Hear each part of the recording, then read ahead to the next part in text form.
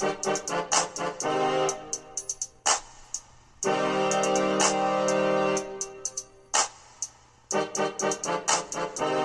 Red Pill Phone Tap.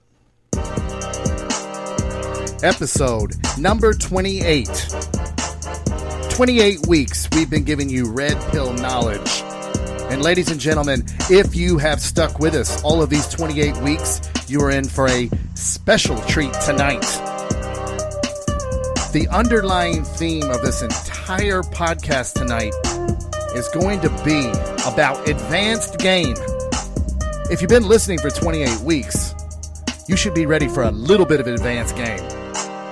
Yeah. We're not going to fill up this podcast tonight with stop texting, fellas. We're not going to fill up this podcast tonight with don't over pursue. We're going to get into a little bit of advanced game because, as Anthony has pointed out to me on the drive over, our listeners are ready. Our listeners are ready. They're ready, man. We got some very special topics lined up for you tonight. First, we're going to go over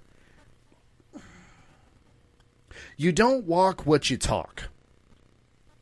You don't walk what you talk. A lot of you guys, you know the right answers to all the questions, to all the talking points that we have on this podcast. But as we push you forward to become more advanced,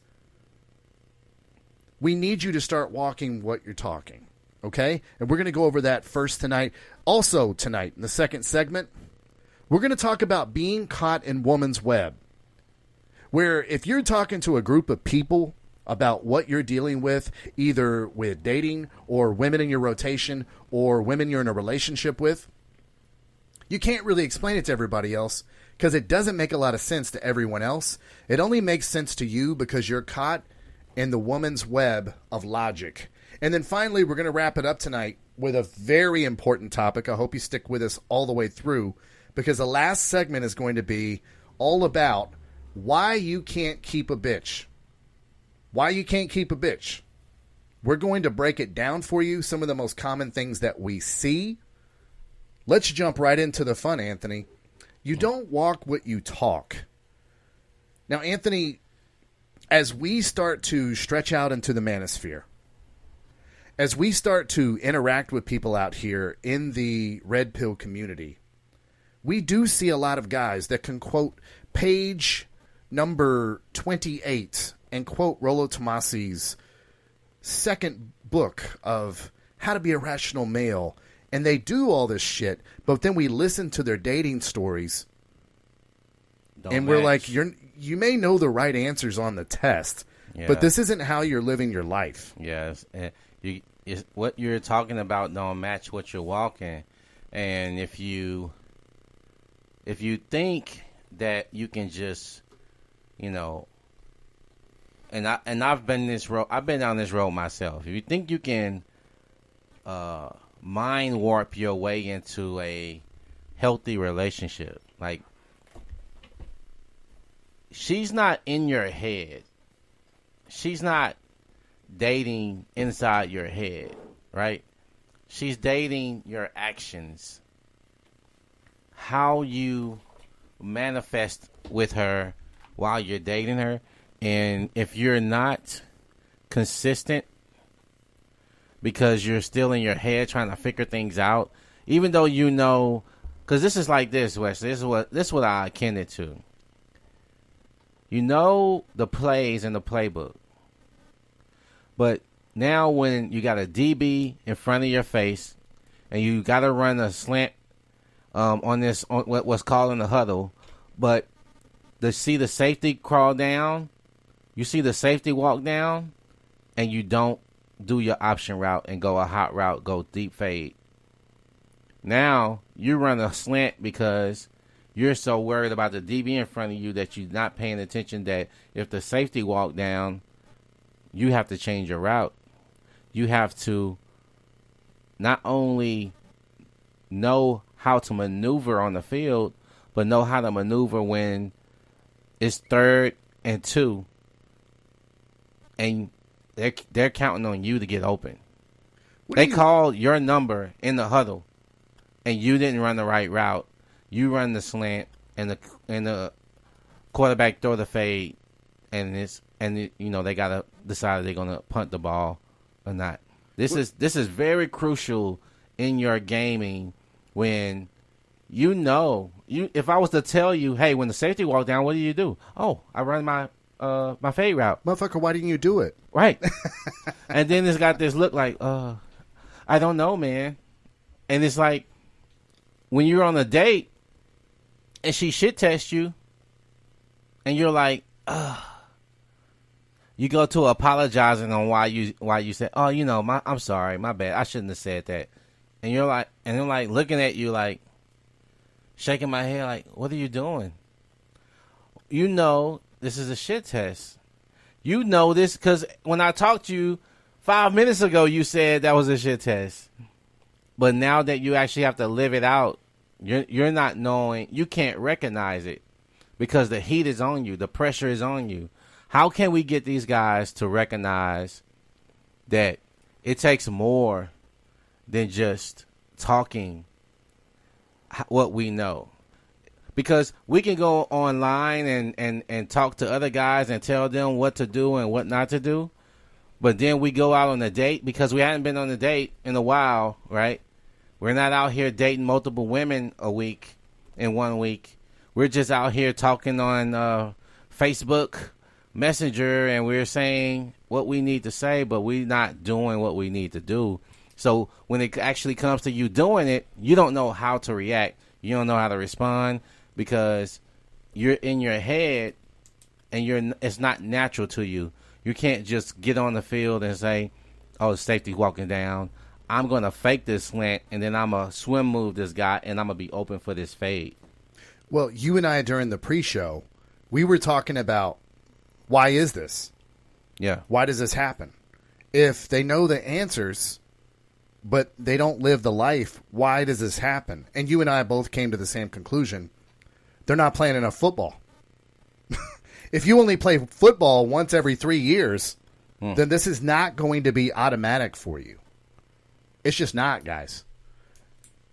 What we're seeing a lot of is a lot of guys that we talk to are not talking to enough women. They're not going up to the plate enough and taking swings. And if this is what they get confused about. They're not talking to enough different women. Because what happens is you get caught up in how this one chick responds. And we have a whole second segment over this about getting caught up in women's web, right? Yeah. You can't get caught up in one chick and how, this is how she responds, so it's just how everybody else is going to respond. Well, you don't know that because you haven't been out there dating multiple different women to know what the multiple different ways a chick can respond. And then you get to find this out. This is how natural it is for me. I know how a chick normally responds. So when she doesn't respond that way, I know immediately she's not going to be good for me as a person that I need to date. Or to your point many times, Anthony, or she's going to be great for you. Right. Yeah, you're like, she's not responding how I normally see women act, but I find this intriguing. Yes. But it typically only manifests itself in those two ways. Right. Either this isn't going to work for me or this is going to be fucking awesome. Right. If they're not responding how you predict. But how do you know when you only think there's only one way to go? Like if you think you're waiting for one answer because this is the answer you always got from one chick or one type of chick. Because guess what you always find out? When you haven't fixed yourself completely, you always end up dating the same type of chick. Yes, sir. So now you're getting the same answers because you're dating the same type of chick. You haven't broadened your horizons. You haven't gotten out there and dated different types of chick that challenge you because you're challenging yourself. Anthony, talk about the different types of chick because I don't want them to think that we're talking about blondes and brunettes. You know what I'm saying? Because, I always tell the story like I had a blind spot with Asian girls, right? Uh-huh. So I made sure that I was going to go look for Asian girls. But that's not what we mean here when we're talking about the same kind of chick. Mm-hmm. Like, if you just focused on chicks that had more complex careers that were perhaps a little bit more worldly, you know, and that was just what you focused on. Mm-hmm. And guys, I think that you guys haven't internalized yet that when you focus on a certain type of woman, all of a sudden you're dating like 10 of those types. Exactly. Yeah, I wish we could get them to that. Anthony, I wrote down something here. I remember, and if you guys, I know, Anthony, you've read it, the Seven Habits of Highly Effective People by Stephen R. Covey. This wasn't in the book, but everybody knows a big chapter in the book is focusing on a win-win, right? So when you're dating, you want it to be a win-win. You want it to be something that's going to be beneficial to you, but it's beneficial to her too. She's having a good time, because you don't want a bitch that's just sitting over there spreading her legs and just being a dead fish either, right? But one time I was listening to Stephen Covey talk on audio, just one of his lectures, Anthony. Yeah.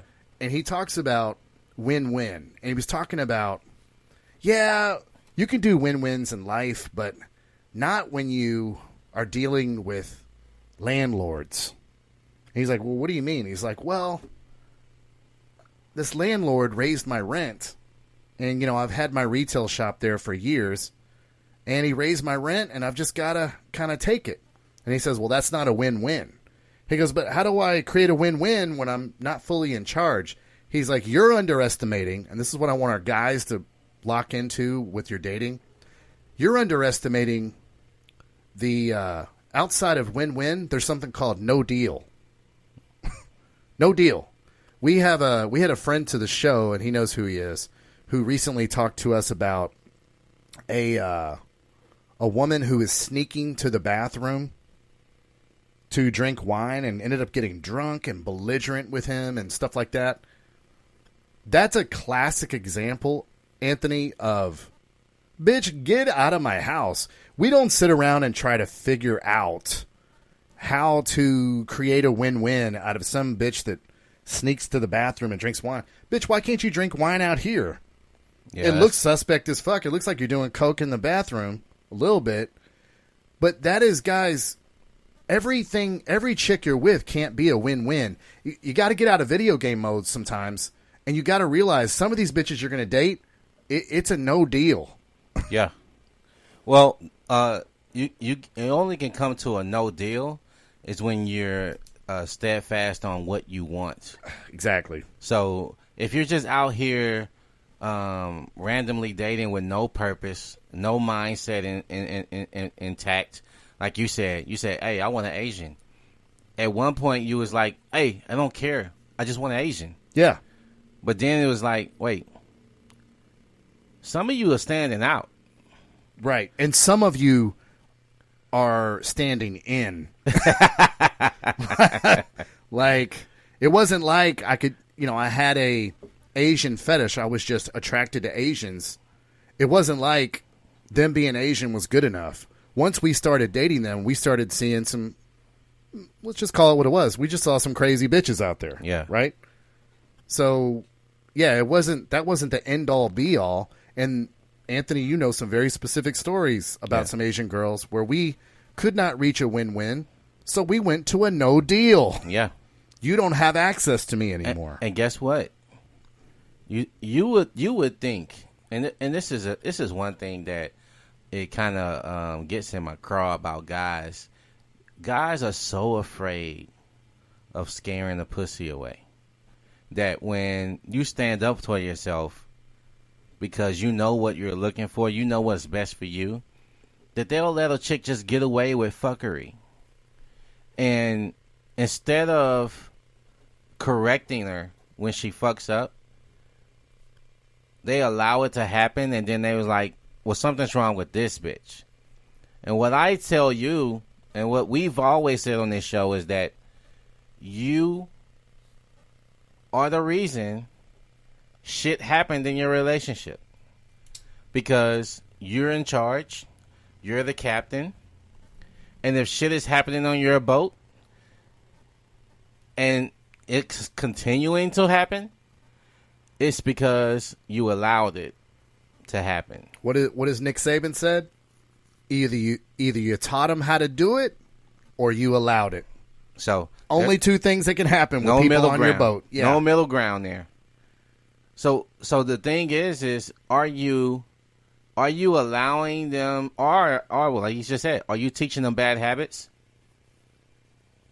Are you allowing it to happen to you? Because I'll tell you this, man, there are things in my life that I will never allow to happen to me again. I used to be verbally abused in relationships because I allowed it.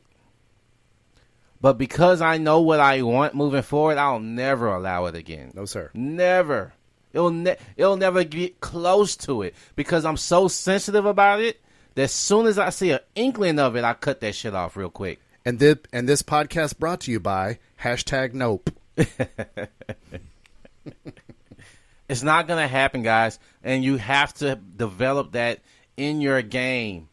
You have to be looking for and this is why I say this. This is why I say date sporadically, randomly, and just find your groove. Because once you just start dating 5s and 6s and 7s and 8s and 9s, you'll eventually be like, you know what? I don't think I ever want to date another 5 or 6 again. They bring no value to me. Because if I got to deal with the same attitude with a 5 or 6 that I deal with a 7 and 8, and you got the same attitude and the same, I'd rather waste my time with a 7 or 8 if I'm wasting my time. Or I'd rather waste my time with a 9 or 10 if I'm wasting my time. But right? guys, get out there. Yeah. But you don't know if you're wasting your time because you're spending so much time on one chick. On one bitch. Or right? 1 or 2 or 3 women. Guys, we need you dating. And I have this down here. Do you know why you guys don't walk what you talk? The number 1 reason is experience. The number 2 reason is experience. The number 3 reason is experience. Yeah. You guys are not getting experienced enough. Now, we do have a number 4 reason, which we'll get into in a minute. But Anthony cannot stress this enough. Anthony cannot stress this enough. You guys are not dating enough bitches. And I'm sorry. We got to give you guys some tough love tonight. It's time to get to some advanced game. Okay? We need you guys experiencing more ladies. But Wesley, COVID-19. Oh, I know. It ain't stopped me, bruh. Wow, really? No. But to be fair to our younger red pill guys, okay, to be fair to them, your rotation was probably pretty strong, right? Yeah. I've been having some tryouts, so they've been. By the way, everybody that's trying out has had a COVID-19 test. Yeah, we're all wearing masks. We're all social distancing. I mean, if you had COVID-19, you would have known by now. You know what I'm saying? And if you don't have any symptoms, I mean, shit. Well, hold on a second. That's the thing. You cannot have symptoms for 11 days. That's why this thing's so sneaky. Yeah. But it's been more than 11 days since you met this bitch. Yeah. Yeah. I give them some time to float around. You know what I mean? But eventually, you got to toss them the ball and let them try out, right? Yeah, of course, man. It's enough of negotiating. Now I got to see if you have any goods. Can you do what you say you can? So the talking has to go away. I got to see what you can do. But one thing I do also want to let you know is, guys, the reason you can't walk what you talk is because your approach is off. Yep. You don't have a rhythm to your speak. You don't have a natural vibe to what you're talking about. Because that's for instance, I see so many guys try to emulate certain guys that they've learned from, like authors or coaches or YouTube guys. If that's not your personality, you're going to stumble and fumble all the time. And then you're going to be like, man, I can't get it. Because that's not who you are. I remember when I was giving you this is so well said. I was giving you remember I introduced you to AMS and I was like, man, Corey Wayne ain't really like the way I talk. So when AMS talks, that's how I talk. You know what I'm saying? So it was easy for me to absorb his content. Like, it made me able to absorb his content that sounds way better. I was able to absorb his content at a higher rate because that's exactly how I speak. My verbiage plays out that way. Well, and to be fair, you had already read Corey Wayne as a foundational tool as well. Yeah. Yeah. And he and AMS definitely touches a lot of Corey Wayne. And he admits it. Yeah. Yeah. So this isn't easy. Like which dating coach is better. No. But there is what you and I like to call a continuing education with this stuff. Oh, yeah. Right? Yeah. So bringing up your approach is about also finding a how can I say a tone or a dialect? Is that well, I was going to say a style. Okay. Because you and I when we started talking about this topic in the pre-show, we were being a little bit more specific, and I think the name of the topic originally was why your game sucks. Yeah.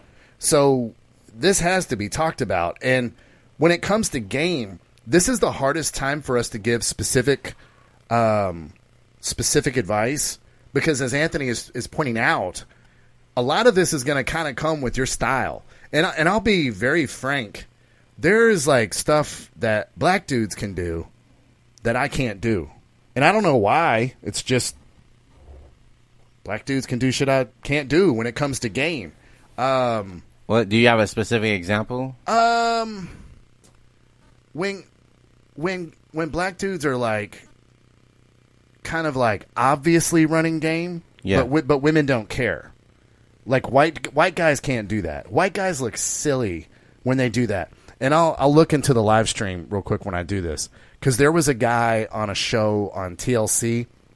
There was a live dating show. Okay. And I didn't watch very much of it. But there was this white guy who, the only way I can say this, he was doing an impression of a black guy. And he was doing like this face like, yeah. Hey, usually I'm like, he's talking very hip hopish, you know. Okay. I don't want to say urban because it depends. Urban could whatever fucking city you're in, but he's like talking very hip hopish and kind of slapping his hands together. Like, man, usually I'll be like teaching these kids history, but like tonight I'm gonna teach these men how to treat a lady. And it's like, dude, you look very ridiculous. That's white chocolate right there. Yeah, white chocolate there. And it's like, okay, if you're Eminem and you grew up in the slums of Detroit, I'll give you a pass on that. But I'm not giving a history teacher a fucking pass on that, man. You know what I mean? But that is a good example of styles. You know, I can't approach a woman, and I'll use an extreme example because his voice is so distinct and specific. I can't go up to a woman and talk to a woman like Future does. Because Future's voice is just so... If you guys don't know the rapper Future, he has a very, very specific, distinct voice and tone. I've never met anyone from Atlanta that talks like that, by the way. It's just... He has a very specific way that he talks. And if I spoke like that, I would look silly. Okay. That's what I'm talking about is game style, guys, is something you have to iron out with what three things? Experience. But I think that goes back to comfort. Like, you got to find who you are.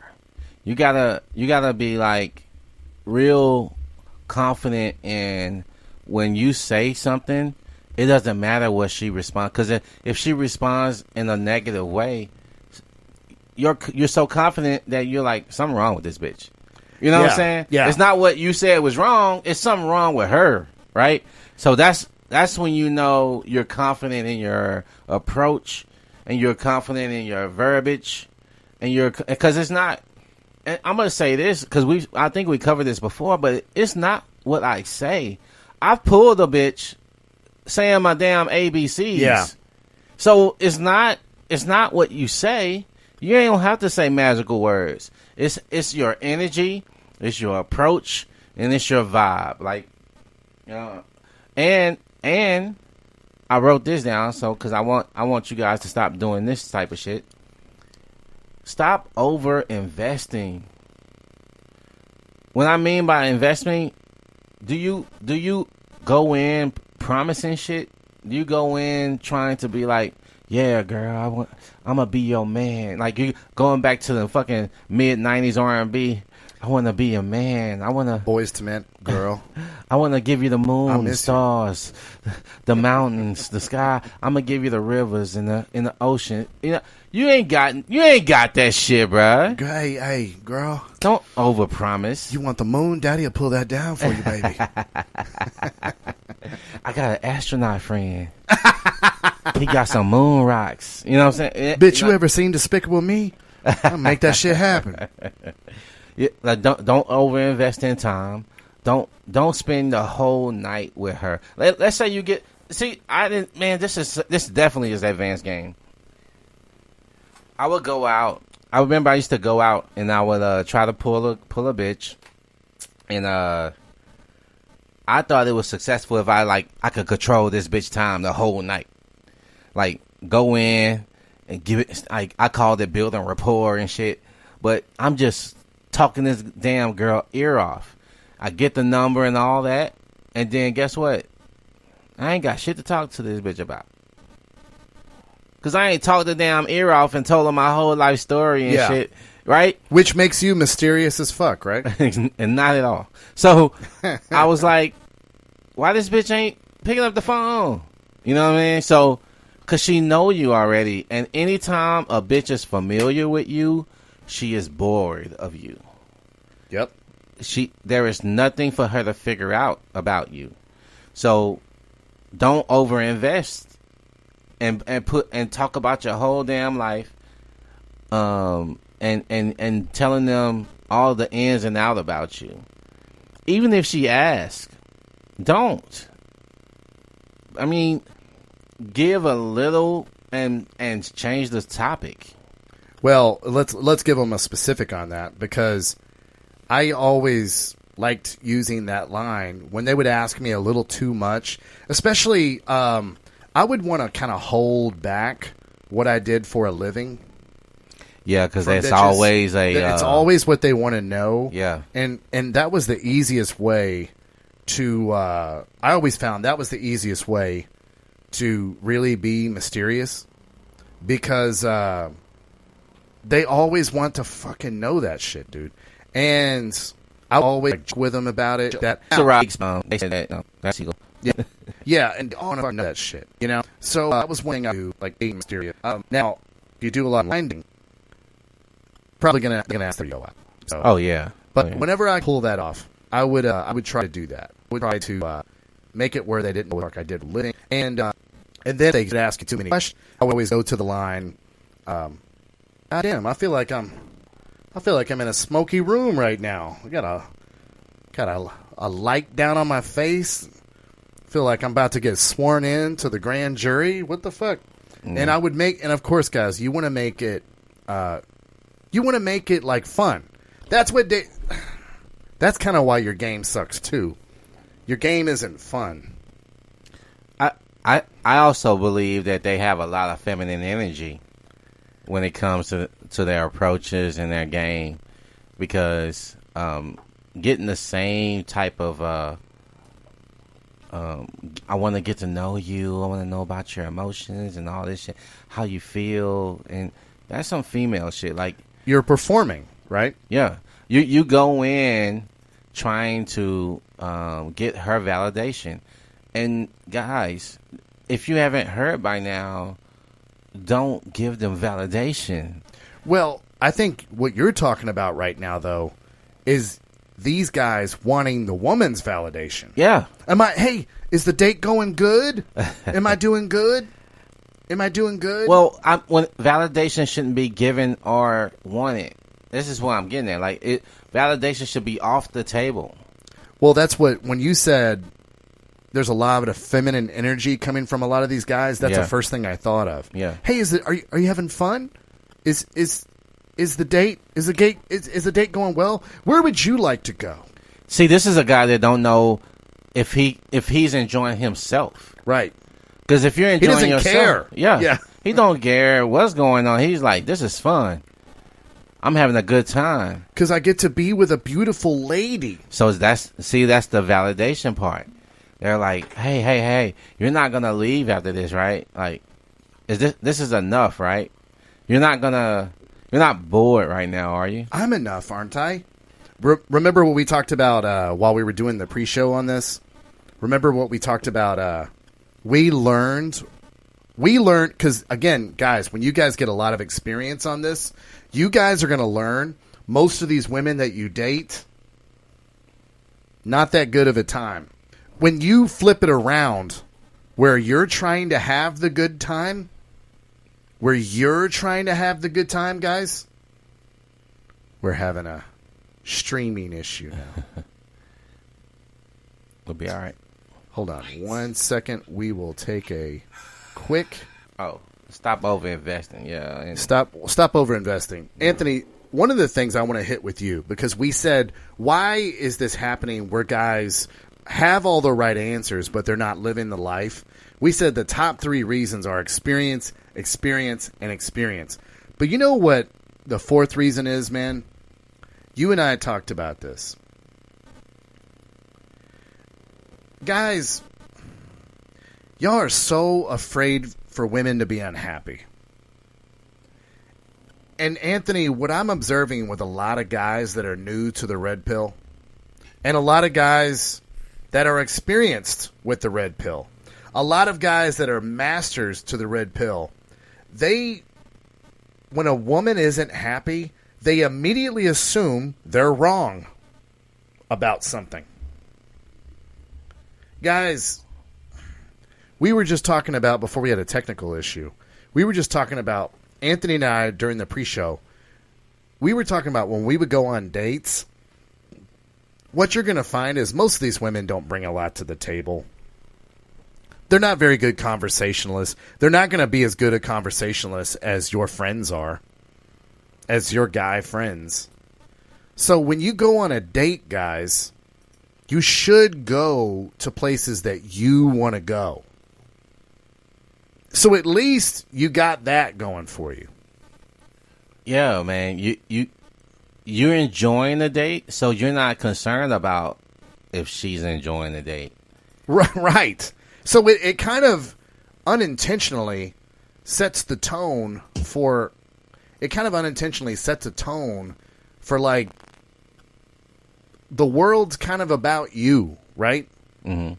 You know what I'm saying? The world, guys, so many guys are going on these dates and they're looking to, what's she gonna like?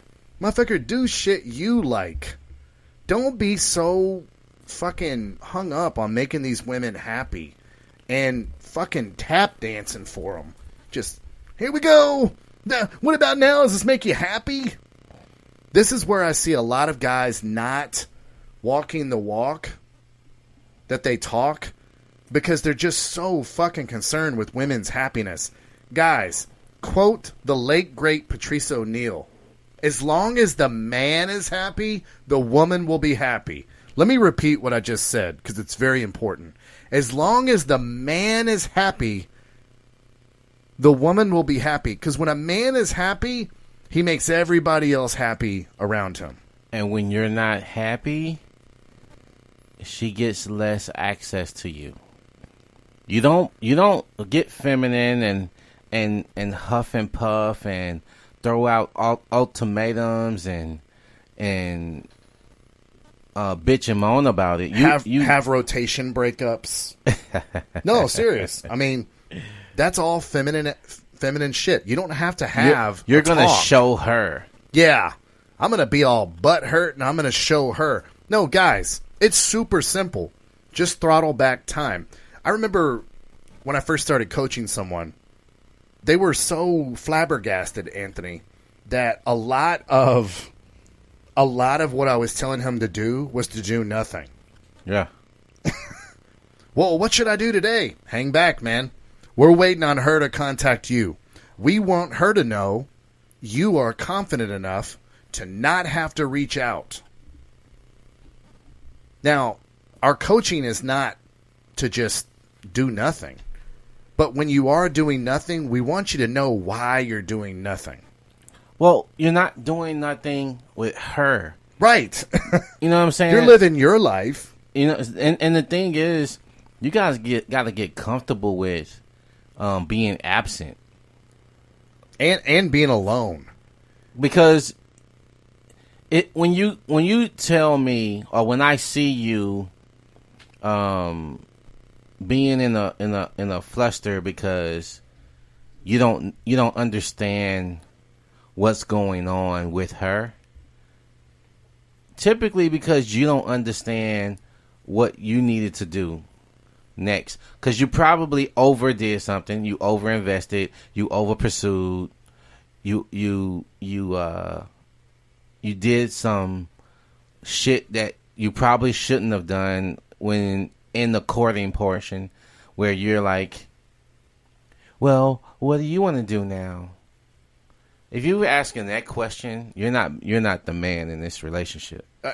And guys, this doesn't have to be a major thing. If you're in a relationship, and stop me if you've heard this one, Anthony. What do you want to eat tonight? I don't know. What do you want to eat tonight? What do you want to eat tonight? Now, Anthony, you were in the Navy. Mm-hmm. Do you think the captain of a ship gave no fucks about what you wanted to eat? Yeah, he did not fucking care what you wanted. This is your menu, bitch. Yeah. Eat or starve. Yeah. What do you want to eat tonight? And I remember changing that, and this was actually the girl that you know of that I was dating in Austin. Okay. Because I finally had a point in my life where I was like, I'm no longer going to have this conversation. It's torturous. Mm-hmm. Because it would be like you'd name something and she'd be like, no, but just pick something. But just pick something. It's like Finding Waldo on this bitch. It's never good enough. And I remember when I just took control of my life. It's like, what do you want to eat tonight? Texadelphia? I don't want that. Yeah, but I've decided that's what we're getting. Because I knew she hated that place. And I'm like, I'm going to punish you for having this fucking conversation with me. Yeah. Again, guys, I didn't worry. This was my girlfriend at the time. I didn't think that because I was doing something she didn't like, I didn't think I was doing something wrong. Guys, just because women aren't happy in the moment doesn't mean you're doing something wrong. In the moment. Ugh.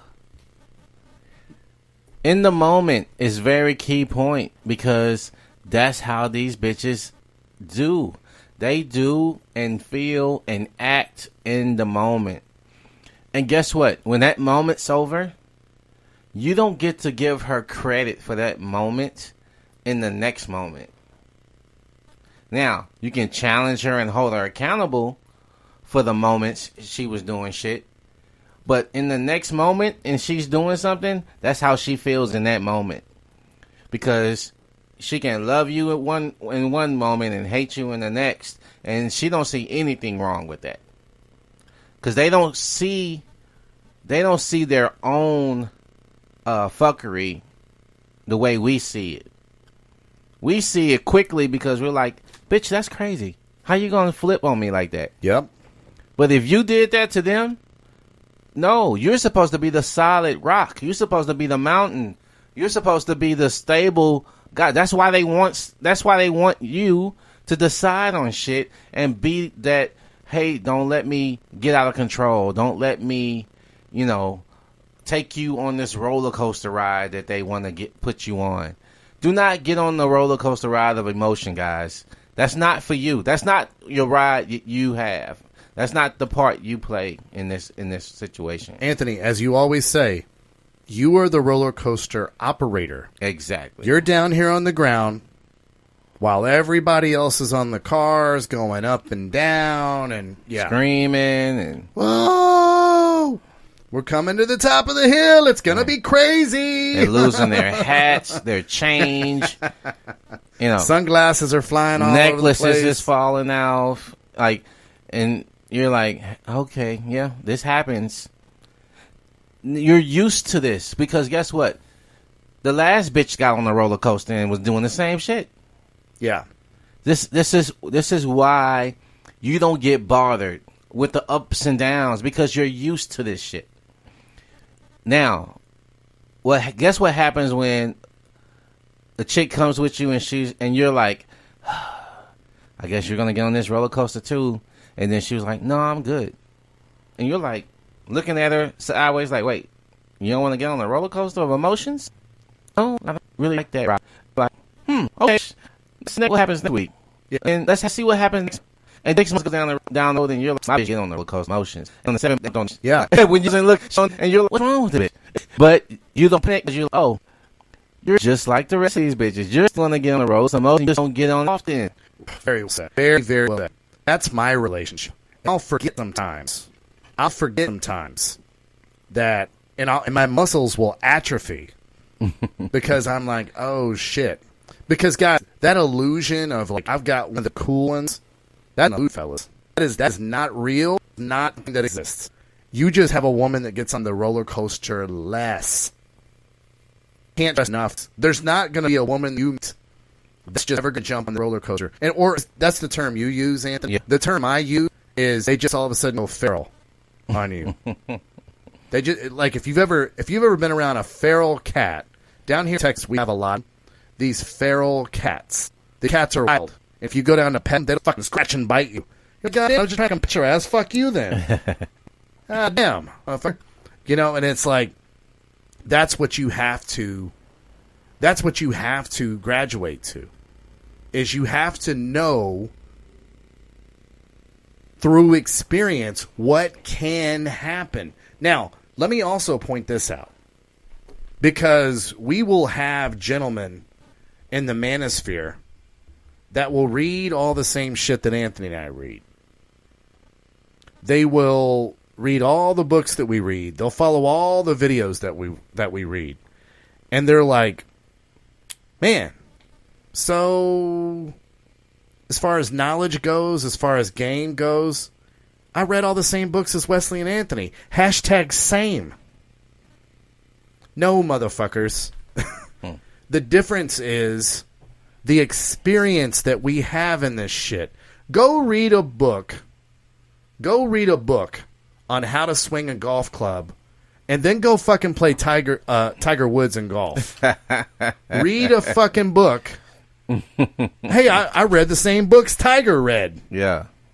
How's that going to go for him, Anthony? They're going to beat Tiger Woods? They read the same books. Nah, I'm sorry. That's laughable. I mean, even this number 4 reason that we have, where guys are just fucking terrified of bitches being unhappy. They are terrified of. They will change their whole game, their whole setup, all their morals, what the fuck they want to do, especially trying to fucking unlock this, find the combination to this bitch to get her to act right. No, goddammit. When do they do this especially, though? They do it when they get on dates. Well, yeah. No. When they get a bitch that they feel is outside of their reach. 100%. Anthony, please hit that up. So, oh my God, this is the hottest bitch hottest bitch I'm dating. Right. Because you know why? You're like, oh my God, this is I can't lose this bitch. Right? So let me do extra shit. Let me go and do the most. So you lose all your game. You're like, you overinvest. You start acting feminine. You even approach her different now because you're like, oh shit, I got lucky. I don't believe myself. I'm not confident enough that I can keep this bitch. So I'm gonna go and do extra shit just so I can make sure she doesn't leave me. And it's like, guess what's gonna happen? She gonna be like, this ain't the motherfucker that I liked. He's not as funny anymore. He's so serious. He don't even laugh with me. He don't even make fun of me no more. You ain't changed your whole game up on her. And now you're like, and you don't understand why she's like separating herself from you and don't laugh anymore with you. And you get more anxiety built up because now you're like, oh no, she's not happy. Oh no, she's on her phone. She's not paying attention to me. And then you're like, babe, I was wondering, did you I had made a joke earlier and you didn't laugh. Am I still funny to you? And she's like, this motherfucker. Like, yes, she'll treat you like a child. Yes. and then you're like, well, okay, that was kind of a laugh, right? Usually, this girl is bowling over under the table, falling in laughter. She's choking on the water because you're laughing so hard. But now you're taking fucking get out of my face chuckles now. So it's like, can you still maintain the same energy you had when you first approached her? Because why are you giving her any more leverage to be put on the pedestal just because she is, in your mind, beyond your reach? Beyond what you think you should deserve, right? So I've been there though. I understand it. So I do understand where you're coming from because your confidence not there because you haven't dated enough of those type of women. But when you get one, you're like, I can't lose this bitch, right? Yeah. And then you also, through experience, you also understand why the fundamentals. Like, if you go on enough bad dates, you know why Anthony and Wesley tell you, make sure to go to a place you want to go to. Mm-hmm. And by the way, what will happen over time is you will make yourself the center focus of the date, which is, and I just wrote down this note. Is that a bad thing, what you just said? No, because I just wrote down this note. You and I were talking about this in the pre-show. We were talking about, if I take my wife, mother of my beautiful little daughter, who does shit for me every day, but if I take her to a nice restaurant, I take her to a place I want to fucking go. Still.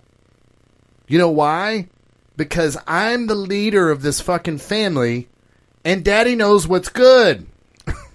And if you go and the experience is bad, don't you tend to take more ownership of it, right? You're yeah. Like, and it's okay for you to like, you know what, babe, I took us to a horrible fucking place today. I don't know what happened. Maybe you know what? Fuck this. I need to talk to the manager because they ruined my whole fucking night. And but you're worried about it for yourself, not for them. But the reason, think about the psyche of it. If she told you, now you just have to ride it out in your mind. You're like, I got to ride this out because this is where she wanted to go. And so if you think it's good, you can look her in the eye and be like, bitch, you're crazy. This is fucking amazing. I don't know I don't know why I'm fucking married to you. You're crazy. But I'm saying, guys, I'm married. And guys, this is why you don't walk what you talk.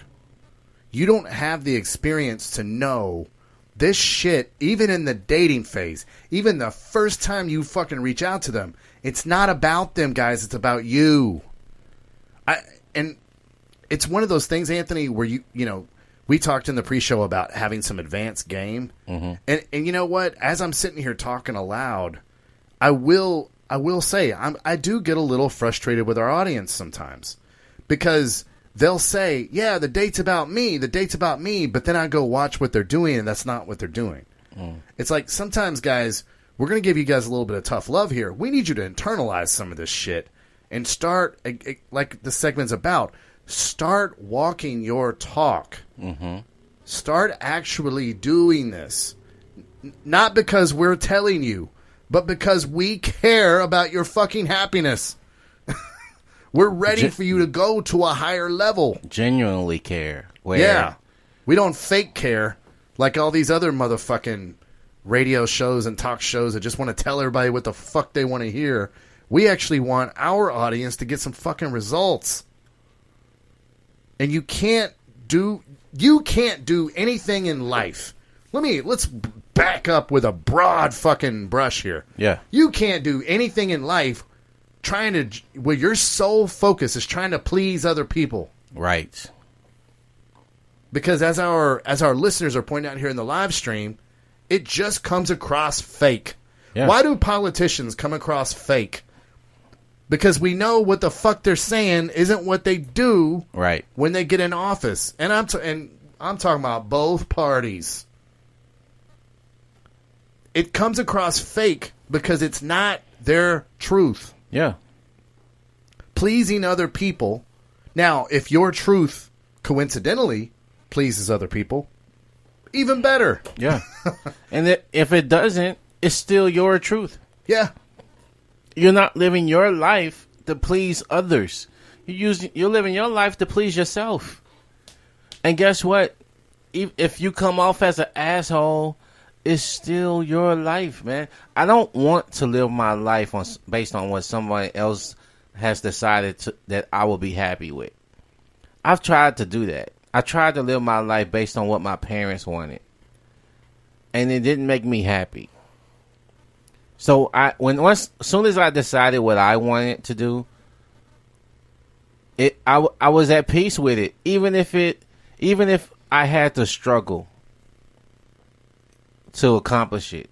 It still, I was satisfied. I was content in my struggle.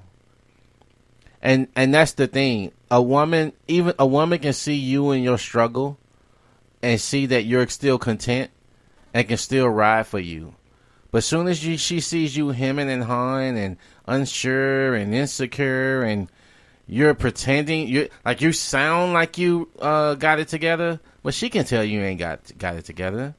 There's an energy you put off. There's a certain way the way your voice inflections sound, because you can tell when someone's lying to you or not being fully honest with you based on their voice inflections, on how they're responding to you, or how their eye contact is, right? They can see this. They're sensing this shit about you, right? So don't think you are getting over because in your head you got it.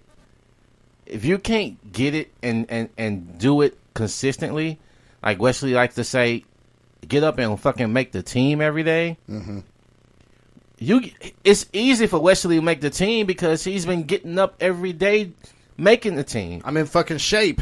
I know how he knows he got to put on his cleats. He got to put on his fucking uniform. He got his helmet on, his shoulder pads. He got his fucking elbow braces on. Got to run the ladder. He got his gloves. You know what I'm saying? He got everything equipped. He knows what he needs to put on to get out there to fucking do work. And then he's been doing the work, like you say, it's just a muscle memory now. There's nothing to think about. I can just wake up and do this shit. So when I'm on a date, or if I'm meeting a new chick with high interest, I'm not switching it up because she has high interest. I'm not switching it up because she has low interest.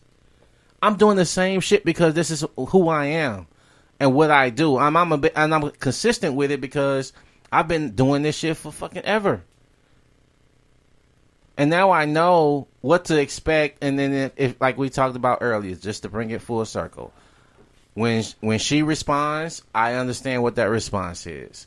If it's negative or positive, I know which direction to go in. I know when to run the slant or when to run the fade or the curl, using football terms. But you know how to maneuver when she gives you different looks and different attitudes or different shit tests, right? Yeah. I mean, personal story on this one. Talking about walking the walk. One of the most difficult conversations I've ever had with my wife was when I said something on the podcast, still to this day, I don't know what the fuck I said, to set her off, and she's like, oh, I must just be another notch in your belt, another number in your book. I'm starting to see how you strategize all this, and there's nothing special about me, and there's yada, yada, yada, yada, yada. So we have this conversation about it. And then Anthony and I talked about it. And I was like, well, I don't want, because we were genuinely like, man, damn, that was a pretty tame podcast. What the hell could I have said that really set her off? Because my wife religiously every week listened to this podcast. And when you and I started talking about it, there was a moment in the conversation where I was like, I mean, what are we going to change? What are we going to alter? Absolutely nothing. Because we're that confident about how we do this podcast. Mm-hmm. We're also that confident that we're not out here ever suggesting, guys, that you manipulate anybody. No. We're not out here saying be disingenuous. Quite the opposite. We're begging you to be yourself. Right. And I remember that point in the conversation, I was like, well, Anthony, don't worry. I'm not changing a goddamn thing. And so she made a decision to stop listening to the podcast. And, all right, man, do what you got to do. But we're not changing any way that we operate over here. Because we know, and again, guys, through experience, we have the confidence about what the fuck we're saying. We have the confidence of walking what we talk because we know it's fucking true. I have a beautiful daughter as a result of walking what I talk. Mm-hmm. I have a beautiful wife. I have a wonderful wife because of walking what I talk. But that doesn't mean, guys, I'm going to change up a bunch of shit because I said something on the podcast one time that threw her reeling. You know, I'm not changing a goddamn thing, guys.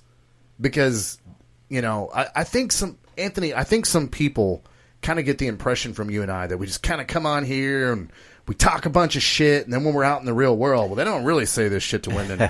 God damn it, yes, we do. Man, hold because up. We believe this shit. Hold up, man. Listen, like, there's some things, sometimes, I remember talking to my brother about red pill shit, and you know how it's hard to inform people about red pill knowledge and how, because, let me back up a little bit so you can get full story about this.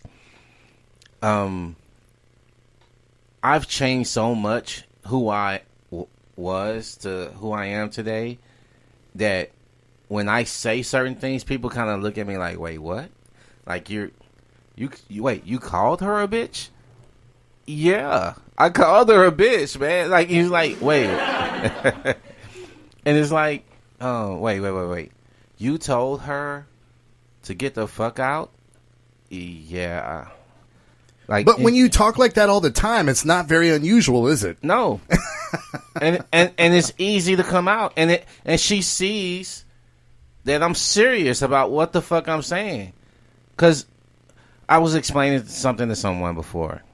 It was like, look, it was 3:00 in the morning, man. She came over. These are fucking hours. These aren't come over and let me build rapport with you hours.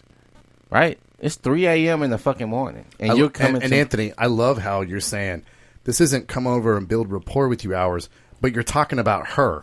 Yeah. You're like, you don't come over at this time of the night to build rapport with me because you make yourself, I'm just saying, just observing how you're talking. Okay. You make yourself the center of every date. Mm-hmm. Am I having a good time? Yep. Because, guys, where this eventually leads, the end game, if this kept going, would be you become the leader of the family. You can't all of a sudden fucking step into it.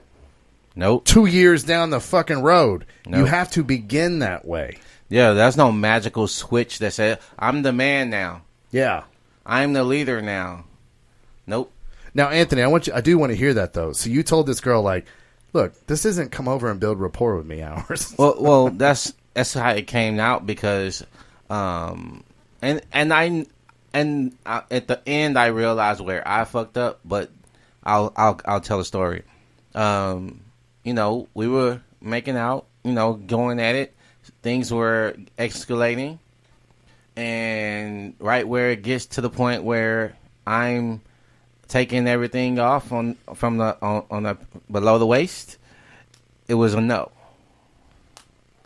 It was like no. I'm like, wait, what? And at this point in time, I'm sweating, Wesley. I'm in the heat of the fucking moment. You know what I mean? Our body heat, you know what I'm saying, is radiating off each other right at this point. So we're both hot and heavy and intense.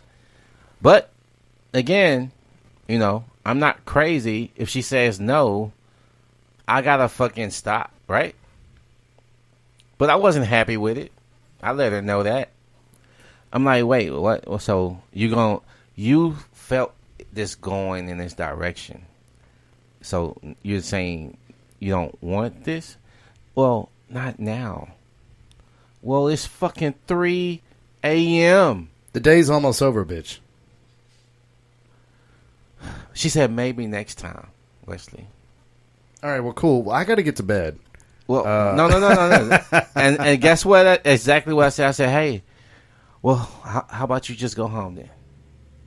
And then go home for 5 minutes, and then turn back around and come back. Then that'll be next time. Well, see, I said the same thing. Fuck you, man. I said this already. That's crazy. See, did you really say that? I did. It's crazy how you. I mean, my wife trips out about how much you and I think alike. She's like, God damn it, because you'll come over and watch like a show that I've already watched, but we want you to see it. Yeah, and you react to shit the same way I fucking do. But again, it's not because we scripted it. It's not because we don't have our own opinion. It's just literally, it's a mindset. We walk what we talk. It's a mindset. Yeah. If again, it freaks my wife out. Man. No one. I will say this about us guys, right? It is always on our shoulders for everyone else to be safe, to be provided for. But who is providing for us? Who's worried about our happiness? If you're not worried about it, you think somebody else is going to step in and do it for you? No.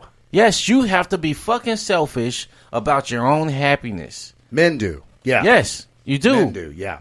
Women gonna always think 100%. About themselves. Always. Children and children always think about themselves. 100.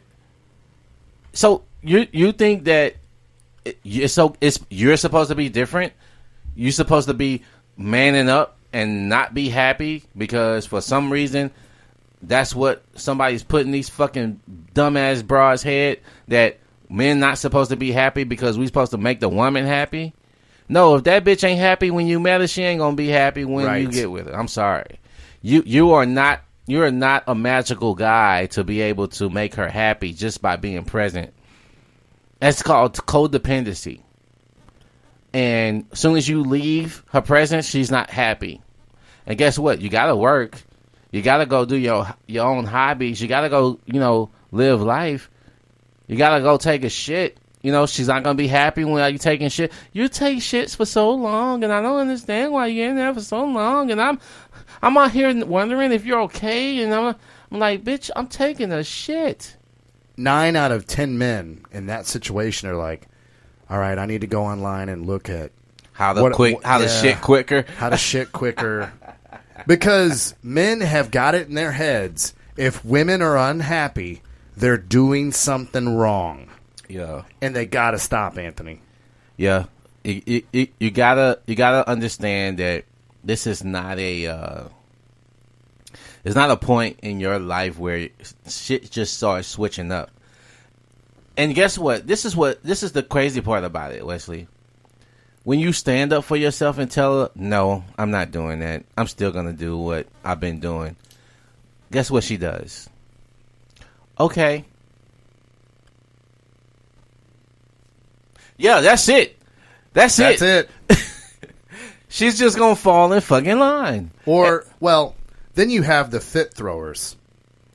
You have those. And I'm going to ask you a question, guys. Is that what you want for your life? Does that make you happy? Is that the relationship you want to live in? Are you going to propose to this bitch that's throwing a fit every time you tell her no? That anytime anything hard happens, anytime and women are supposed to be your support. So anytime you're going through something and she can't support you because it's too hard, it's uncomfortable, and she decides that, you know what, I don't like you anymore because you're not doing what you should be doing. As a man, you're like, sorry, I am doing what I should be doing as a man. And let me show you exactly what it is, since you seem to be unaware of what's happening. Guys, it is okay for you to point out shit when she starts to challenge you about you're not being man enough, or you're not there, you're not providing enough. It's okay to point out the fucking obvious. Because most times, like Wesley just said, we'll have to try to go figure out, well, if she said it, then it must be right. Yeah. So I got to go try to figure out how to make it better. And instead of looking at things from a broader perspective, you get right on this fucking roller coaster with her, and your emotions are going up and down with her, and y'all screaming together. Oh no, we're going. Yes, that's the argument. That's the argument. You hear that shit happening when she's going argument. You can tell she's got the goes there, and then he got this fucking. You see us going. You say, man, we've been rising for a long fucking time. This is gonna be a fucking big time drop. And when it does drop, all the screaming and yelling happens, and then what happens? You're playing her game, and you're gonna lose. Do not get on that emotional roller coaster, guys. Stand up for yourselves. Let her throw a fit, just like a kid. Throw your little hissy fit. When you're done, hey, you're good. We're good. Okay, come over here. Let me hug up on you. Let me love up on you, and let you know it's all right. But hey, can't be doing that shit all the time, baby girl. That looks bad. You look real bad in my eyes when you do that shit. Well, and that brings me to a special part of our show that Anthony and I like to call Life Hacks with Women. So, Anthony, a real life hack I have for guys when it comes to... we all agree, when you're dealing with women in your rotation, when you're dealing with women you're in a relationship or even married to, we always know whenever you're about to give them some information they're not going to like. Yeah. You always know. I want to get a Mercedes for the family. I want it to be the family vehicle. We know this bitch is just driving that Mercedes every day. Come on now. Yeah. It's for the family. And you've got to be like, let me look into it. Let me look into it. You're my wife, or you're my girlfriend, or you're my baby mama. We got kids together. Let me look into it. I'm not going to be dismissive. I don't know the facts. I don't know what Mercedes are selling for these days. Is this a truly safer vehicle? Let me look into it. But when you know that's what she wants and you make the decision, no Mercedes. Matter of fact, we're going to go with a Honda CR-V because it's like $13,000 less. And it's actually safer. When you go deliver that information and you know you're delivering information they're not going to like, my life hack for you guys is to get with the woman, if you can, face to face. If not, if you have to do it over the phone, do it that way. But if ideally you want to do this face to face, you want to start with this information this information I'm about to give you is not going to make you happy. And you're going to give them your decision, and you're going to end it by saying, and I've made my final decision on this. This is not negotiable. However you want to communicate that, guys. And then guess what you do? This is the real life hack. Get ready. The life hack is you tell them your decision, and that's the end of that conversation. Because, guys, woman fuckery is coming. When you're a captain of a vessel and you're going to go tell all the sailors, hey, man, we've been getting up at 7 a.m., having formation at 8. Hey, man, we're going to start waking up at 5 because we're not getting shit done during the day. We got to have formation at 7. Dismissed.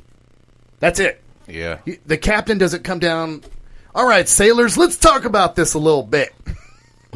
Let's really get into the meat and potatoes of why the captain has decided everybody wakes up 2 hours earlier. Let's really, Seaman Jones. What What are your thoughts on this? Well, Captain, I wanted to wake up at 10. And I wanted to have ice cream for all 3 meals. And candy corn for dessert. Shut up, Seaman Jones. Oh, well, Seaman Jones has got a good point. What else? Hey, sometimes I want to be the captain. Seaman Smith back there, he wants to be the captain sometimes. It's not fair that you're always the captain. Sometimes I want to be captain. Well, okay. We'll put that one in the suggestion box. Yeah. No. The captain makes a decision, and when he knows the sailors are going to be unhappy, he makes a decision and dismissed, motherfuckers. That is all. That is all. Yeah. Yeah. That is all. That's your life hack, guys. When you know you're about to give a bitch bad news because you decided your life is not going to look like that, that is your life hack. You sit down, you have a very specific conversation about it, and then you move on. And then you'll be like, so we're not getting a Mercedes. We're going to get a Honda CR-V. I've been thinking about trying out that Brazilian steakhouse tonight, though. Do you like Brazilian steak? You don't? Well, we're still going. Because I want to go. See how easy it is to move and maneuver when you know you're in charge. It's when you're not in charge, when you can't do this shit. You've given too much control to her. You have not established yourself as the captain of your own fucking ship. Women will give you access to their bodies. And we give them access to our lives, right? So when it's your life, you gotta live your life the way you want to fucking live your life. You don't negotiate with her about how to live your life. Bruh, you don't know how you want to live your life? You haven't... Anthony, be careful asking that question. You're going to find that a lot of these guys are going to go, no, I don't. That's okay. We'll help you guys with that. And this, it's crucial that you don't know, though. That means you don't need to be in a relationship. You just need to date. Right. You just need to date. That's it. Date only. Do not get in a relationship. And that's what a rotation is good But I want to for, be right? in a relationship. You're not ready. Yeah. You're not going to be ready for the ebbs and flows that comes with being in a relationship. You won't be strong enough to deal with the fucking shit test. You won't be strong enough to deal with the fucking woman fuckery. You won't be strong enough to deal with the ebbs and flows of women emotions and shit. You're not strong enough for that. And she's gonna recognize it. She's gonna say you're not a man. She's gonna say it's like I'm taking care of a little boy. She's gonna do all this fucking shaming. And you're gonna take all of it in stride, and you're gonna be like, well, maybe it's true. Maybe what she's saying is true. And you know why you believe that? It's because you wasn't ready. You had no fucking idea what you wanted. You don't know what made you happy. And now you think that this chick makes you happy, so everything she says goes. You gotta get out of it, fellas. You can't be jumping into shit when you're not ready for. You get a chick that's higher than you've ever gotten before in looks, and you just give her the whole fucking world because you think she deserves it because you don't deserve her. That's what you're saying. That's what you're telling her, and she realizes it. She was like, this guy don't deserve me. I'm better than him, and I can prove it because he lets me get away with everything. I wanted a Mercedes, and he went into debt to get me one. Is it appreciated? Does she think do she think that you're going to somehow become a better person because she got away with it? No. And if the car don't let the car get repossessed, now you really ain't shit. And well, I was going to say, Anthony, you were pointing out that they don't appreciate that you're going into debt to get the Mercedes, because once they have it, they're on to the next thing that they want to accomplish from you. Exactly. And now, not only are you not going to get credit, what you will get credit for, though, is that there's less money lying around now. Yep. Yes. Now we hungry. Now we can't go out like we used to. Well, or she can't shop like she used to. It usually boils down. I'm sorry. Women care so much about their kids. Fucking rolling my eyes. It's like, no, they care about their needs first. And I'm talking, guys, so that we're being specific, we're talking about the majority of Western women. That's what this show predominantly is talking about. When we talk about intergender dynamics on the show, we're specifically, guys, talking about Western women. So we do have a lot of people, Anthony, listening in overseas. So if you're ever planning your move here, this is what we see here in North America. Probably not in Mexico, but definitely U.S. and Canada. This is how women roll. Women are a little kinder north of our borders here in the U.S. But that's what we mainly see. Anthony, let's move on to our second segment. I mean, that was a pretty good one. I mean, that was a little tough love, guys. You got to walk what you talk. Okay? Every time I call on everybody in our class, everybody raises their hands. You know the answers. You know the answer. Okay, what Timmy up here in front. What do you say? That's why we always know that texting doesn't raise attraction. All right, Timmy. Thanks. That was good. You knew the answer. All right. You ever remember when a teacher used to go over a test review with you? Yeah. And then you did the test and you're like, I don't remember the answer to this. Shit. And then you're looking around. You know when you don't know the answer because you start to look around like, anybody else see this question? I don't remember her going over this one. And it's like, guys, you had 100 on your test review. And now the actual test is here. Oh, I get test anxiety, man. I mean, see my hands start to sweat and I get nervous and it's like it's the same fucking questions. It's the same questions, man. What the fuck up? It's like, well, it's different. You were learning all this shit for the test. Was the end game. Well, not necessarily because no, motherfucker. When you are looking up your timetables, you can't Google every fucking one of them. Eventually, we got to get a fucking baseline of knowledge. Yeah. But then you can't just know the knowledge. You got to apply it. Yes. That's what we see a lot of from a lot of you guys. And again, man, we're just trying to give you a little bit of tough love tonight. Because, guys, if you always know the answer, but you keep coming to the Red Pill phone tap with the same issues, you guys got to look in the mirror, bruh. Come on, fellas. Nobody wants this for you more than Wesley and Anthony do.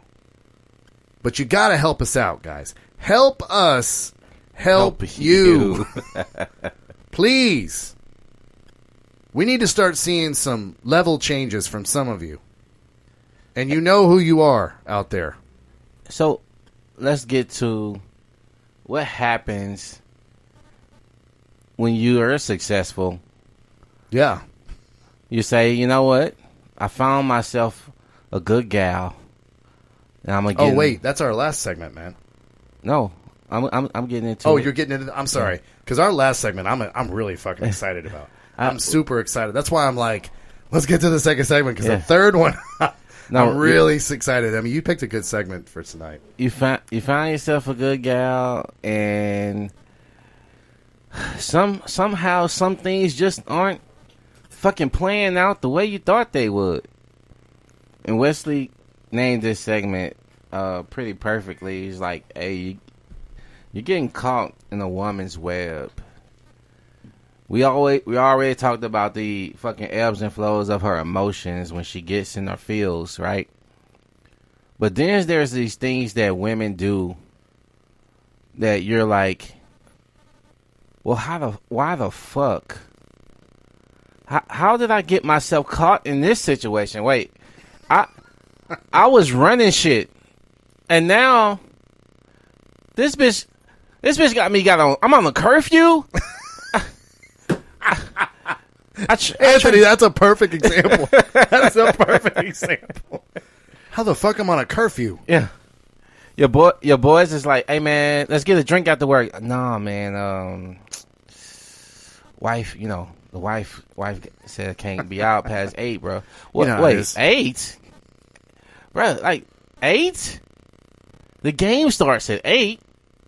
Monday Night Football. I mean, what are you talking about? The game. Yeah, I wrote an email to NFL. I told them quit starting them games at 8. That's bullshit. Yeah, we off at 5, man. Traffic's an hour and a half. We get to eat 30 minutes. Make it 7 o'clock. Yeah, that gives me an hour to get gives home. me an hour to prove that I can stay out with the guys, right? So it's like, wait a minute, my life is changing. I'm on a curfew, and when I do come home, she has a whole fucking list of shit for me to do. And then guess what? Half of the list is shit dealing with her fucking kids. They ain't none of my kids, right? And it's like, you're doing a lot of shit going on that has nothing to do that makes you happy. Remember we talked about this in the last segment. Happiness, it should be coming from you. You are not the one making her happy. Her happiness is derived from your happiness. So whatever makes you happy, in turn will make her happy. Because guess what? You're the man. You're the prize. We had a former boss, Anthony. Oh, I already know what you're going to talk about. You and I had a former boss. And again, this segment is about finding yourself being caught in a woman's web. Where you're like, man, none of this makes sense. I can't really talk about this with anybody else. But when I talk to her, it always makes sense. Like, how is this working? It's like she got, what's the Star Wars shit? Yeah, Jedi mind trick. Yeah, fucking Jedi mind tricked your ass. Man, I'm trying to look for these droids. And the bitch is like, these aren't the droids you're looking for. Man, you're right. These aren't the droids I'm looking for. God damn it. We had this boss that we used to work for. This motherfucker. Anthony, have you ever met anybody in your life that liked to drink more than this motherfucker? No. This motherfucker on a Wednesday would have us out at Buffalo Wild Wings at 2 o'clock. Fucked up. To finish the workday. Yes. No. We didn't go to Buffalo Wild Wings for an hour and then return to work at 3. No. 2 o'clock. Sometimes 1 o'clock. Let's take a late lunch. Yeah. 1 to 5. We're drinking for 4 fucking hours. Yep. And it wasn't anything crazy. It was beer. Beer, yeah. But still. That's a lot of fucking beer. Still a lot of beer. This motherfucker would drink his ass off. He even had a pattern. Well, we'll get to that in a sec. So we one time went out to our boss's house because he talked about like this redneck paradise he had in his backyard. Yeah. Where he had some cool shit. And I can't remember why we went out there. You know what? You know why we went out there? We were all fucking drunk. We weren't making good decisions. Like, it'd be fun. Let's go to our boss's house. Yeah, like, I forgot. Was we helping with a tree or some shit? I have no idea. I forgot, bro. That might have been why he got us drunk that time. I mean, how many times did we get drunk with our boss at this job? Like 100? Yeah. How? By the way, not exaggerating when I say 100. Yeah, not at all. No. Not at all. Was it your first day or first week when y'all went to Houston? First day. Wow. See what I'm saying? First day of this job, we took a trip to Houston to do some training, and that night the boss took us to the strip club where me by myself had to clear a good $225 on my first day. And I remember being all drunk, having a naked stripper in my lap, looking over at my boss going, best first day ever!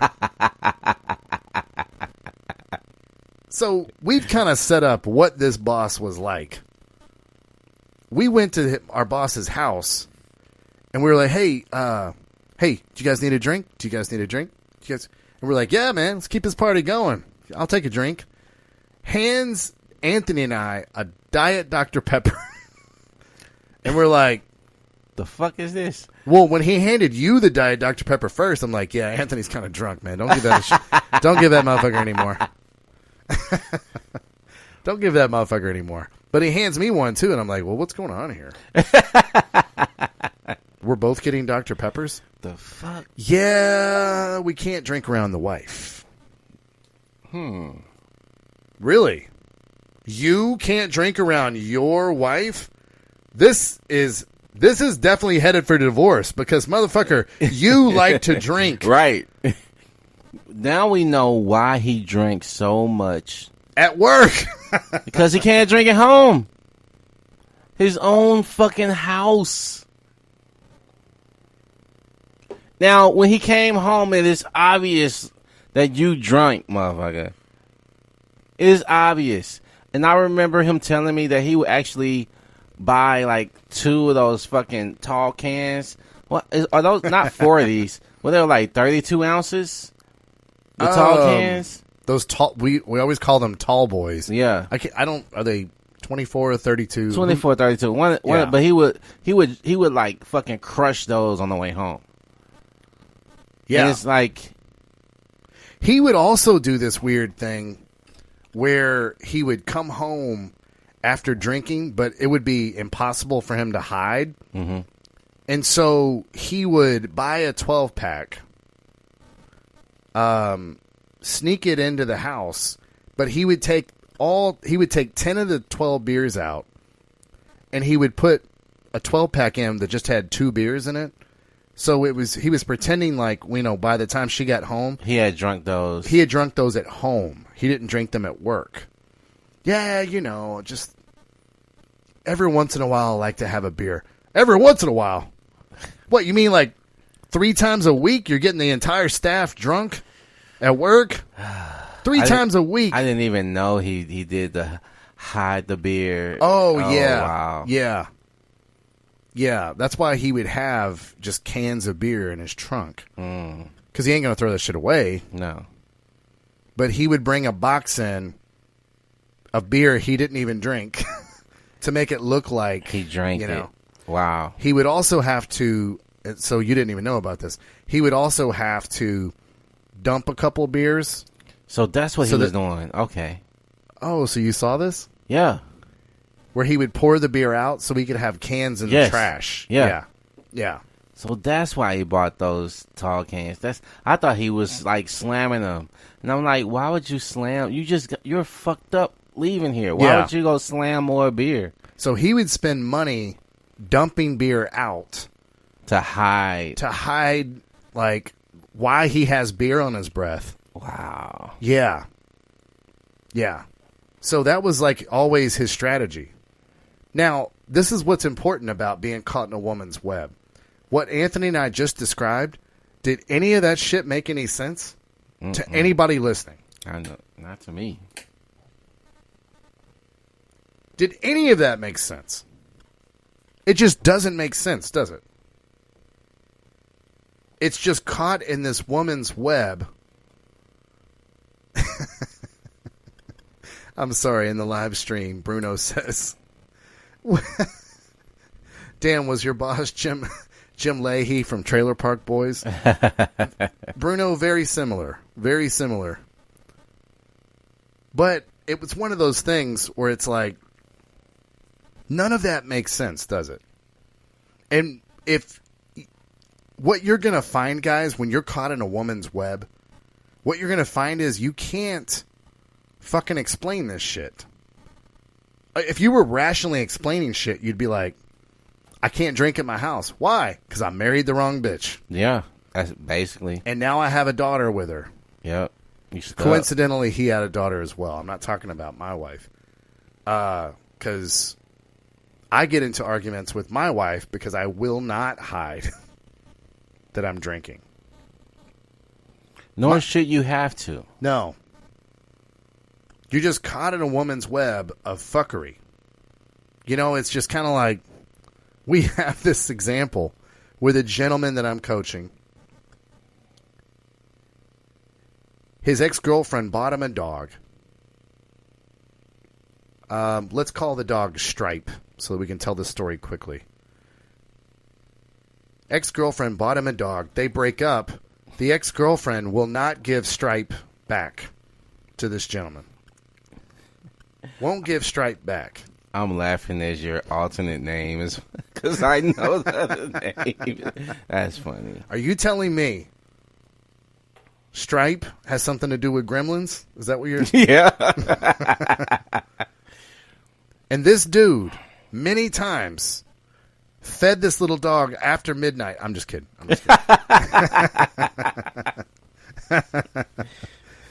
But no, so Stripe still had to get neutered. And he left, and his ex-girlfriend was like, no, I'm keeping the dog. So for like 2 years, this bitch got to parade around that she bought this dude an expensive dog. But come time to leave, and by the way, he was not the one that named the dog Stripe. The rest of the little children that were not his named the dog Stripe. So, wait, is it his dog? I mean, she said it's his dog. Then they break up, and he's not allowed to take the dog. So basically, it's a renegotiation. It's a renegotiation of, it never was your dog, was it? You didn't get to name it? No. None of that shit. Nope. That is, I want to say 75% of dog ownership is naming the damn dog. Jesus Christ. That's one of the greatest quotes I've ever heard in my life. 75% of dog ownership is naming the fucking dog. That's a very good take. So he leaves, and he had agreed, I'm going to pay for the dog to be neutered. And then when he leaves, she says, hey, you agreed to neuter the dog. Don't forget. But it's not his dog. So I advise this gentleman that I'm coaching. She did not give you the dog. It's her dog. Don't pay vet bills for your ex's animals, right? Yeah. Does that sound completely rational? Yeah. Well, I don't know. Things have been going kind of good with us because,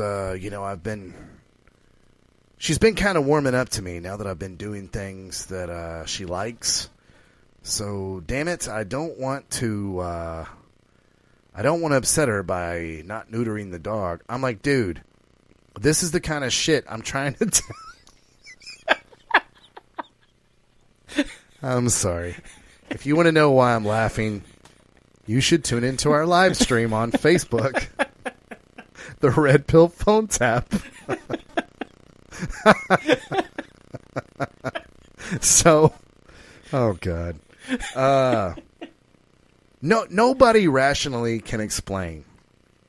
Nobody rationally can explain why he would ever fucking pay vet bills to have this dog that he clearly does not own. His ex is going to keep. Why would he pay vet bills for this? But guys, this is what it looks like to be in a woman's web. What do you think his reaction was, Anthony, to trying to... When I told him, tell her you're not paying for this, what was his reaction? Total fear, right? Yeah. Total fear. Because he knew he was going to tell her something she wasn't going to like to hear. All right, so manning up has a lot to do with being able to deliver bad news to someone that isn't going to like it, right? Like, you've learned how to say no. Have you learned how to say no yet? And guess what? Sometimes in life you don't get what you fucking want, right? And I've had to go without before in my life. You mean tell me you've never went without? So you didn't get your way. Do you cry about it? Do you have room in your life, Wesley, to cry when you don't get your way? No, because I've got one that cries when they get hungry. Right? That I got to look out for. That's now 8 months old. There's no room in a man's life to say that, you know what, I can't deal with this. I'm going to break down at this point. We don't have room in our lives to do that as men. Throw a fit? No. Men aren't allowed to do that at work. Women are allowed to do that at work, Man. aren't they? Yeah. We've all seen a woman at work throw a fit, and we all just kind of stand around awkwardly, right? Mm-hmm. Trying to figure out how is this bitch allowed to get away with this. Anthony, explain to these guys how it happens. How do you get caught in a woman's web? I think you let your defenses down. I think you allow.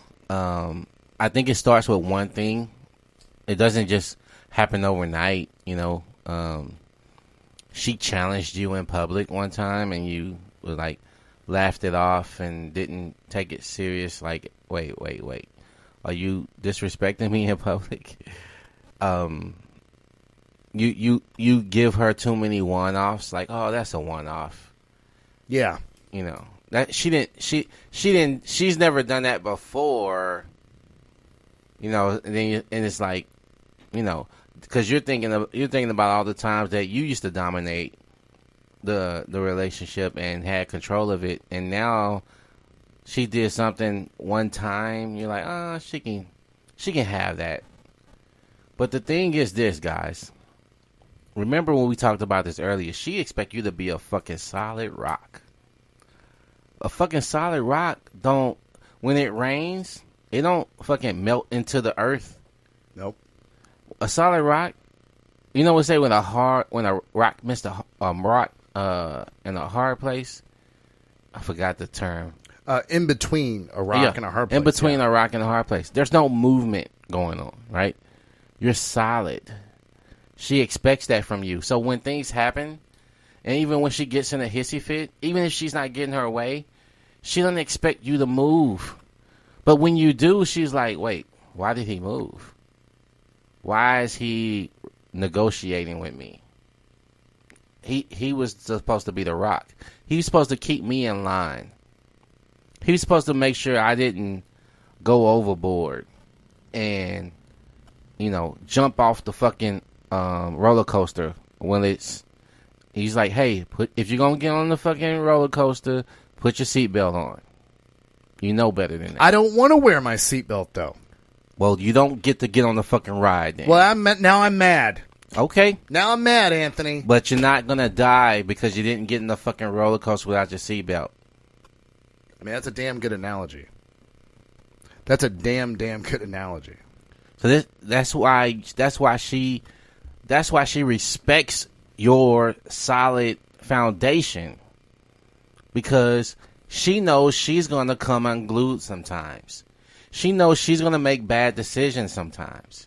And she wants to be able to depend on the person that's she chosen to be the solid rock. But when you start fucking moving around, now she can't trust you because you're sliding around, and then it start raining, you're sinking into the ground. She's like, wait. You wasn't supposed to act like sand.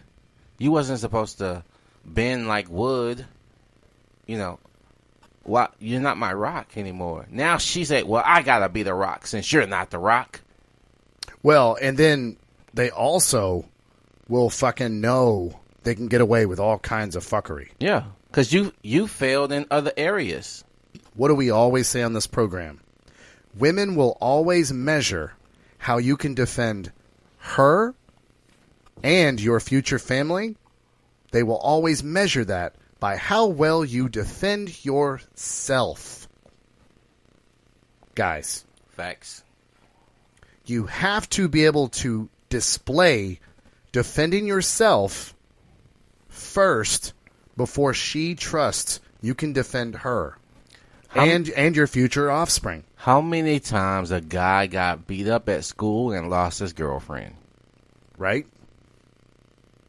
It's shame, public humiliation. Natural selection, guys. Yep. They don't want to be with a guy that can't defend himself. But how many guys have kept a chick even after getting beat up? But let me tell you, if you ran, good luck, guys. She broke up with you as soon as you hit your stride. She broke up with you, and she was like, "No, he didn't just run away like that." Right. Because now, next time she's in trouble, all she sees is you running. And she can never be in trouble, but just the possibility of her being in trouble. And then guess what? Guys that saw you ran, now they going to run up on you all the time. And then laugh at you. Because these gentlemen know they can display their strength by using you, the guy that runs. Exactly. Now, caught up in a woman's web, Anthony, is a lot of... Remember we said in the segment prior to this, when you give them information you know they're not going to like, you have to give the decision and walk away. What were your Navy terms? That is all? That is all. That is all. Dismissed. That is all. Because once you get down there and start debating with the sailors and you open up a conversation, this is what woman fuckery is, guys. This is what a woman's web, this is the material that a woman's web is manufactured from. It's manufactured from a material that's been on Earth for hundreds of thousands of years, and it's called woman fuckery. I talked to a gentleman this week I was coaching, and I said, do you know the goal of woman's fuckery? What is the end game of woman's fuckery? He's like, well, woman's fuckery is meant to manipulate you. And I said, yeah, that's kind of a broad term. But woman's fuckery, what it really is, and Anthony, you were hitting this really well in the pre-show. I want you to go into this for them. The end game of woman's fuckery is to shame you. Is to shame you. Guys, these women can't beat us up physically. But what they are very good at, using their woman fuckery, is making us feel like shit, making us feel like we ain't shit, to motivate us to do their bidding. Yeah. Yeah, you are the catalyst of it. This is why shaming you is a tactic for them, because they don't want to be the ones that have to do shit anyway. They will activate you by shaming you. They want to push you in the direction they want you to go. But here's the thing, though. Let's say you stand up for yourself after you've been caught in her web. You're like, hey, I'm breaking free out of this. I don't want to be manipulated into doing what you want me to do now. I wanna come out of that. I wanna stand on my own 2 feet, damn it. You're gonna get so much pushback. You're gonna wish you never even met this bitch. So listen to, I'll say this, man, listen to the way she talks to you when it comes to certain things that she wants you to do. As far like you brought up the car situation. Let's think about something real small, like smaller than that, right? And you know what? That's what I should have done earlier. Yeah. Because it's not usually a huge decision like a Mercedes. Yeah. It's usually something that it's super easy for you to give into, isn't it? The Mercedes is going to set you back. You got to be like, no, bitch. It's easy to say no to that major type shit. Right. But Anthony, I'm glad you brought that up. It's usually small shit that doesn't matter, isn't it? Yeah. I want to go to the movies. Right. We never go to the movies anymore. But you're in charge of the budget, and you know that the light bill is higher this month than it was last month, and we don't have movie money. Or there ain't no movies out you want to see. Well, that too. That could be that. So I don't want to go to the fucking movies. That could be that easy. That's simple too. But if you're not the one in charge, if you're not the one in charge, and she's been dictating shit, guess what? You go into I don't want to scare the pussy away mode. And now, okay, how do I make this bitch happy? And now you're saying, okay, I got to go to some movie I don't want to see. I remember somebody asked me, they said, do you like rom-coms? I didn't even know what the fuck a rom-com was. And she said, what's a rom? I was like, what's a rom-com? She's like, it's a romantic comedy. Anthony, you don't know what a rom-com is? Anthony, you're crazy. Marriages and relationships are 50-50. They're 50-50, Anthony, so then you could pick a movie sometimes, but then the next time I get to pick a movie. And then, no, bitch. Y'all fucking pick sucky-ass movies. Yes, they do. I remember I was supposed to meet my wife's best friend one time. She's like, you could come with us. We're coming to see that new live version of Dumbo at the movies. Because her friend has 2 daughters. They wanted to see Dumbo. What's a live version? Disney's doing all the live versions of these old movies now. It's not a cartoon. Oh, so it's like real It's like animals? a real elephant and shit. Yeah, they did the Oh, Lion King shit. like that too. How they get a real elephant to fly? Exactly. Using a lot of CGI. Oh, man. And, God fucking damn it. I talked too long about Disney, didn't I? Too long. Disney is saying, do not associate our movies with your podcast. Okay, Disney, my bad.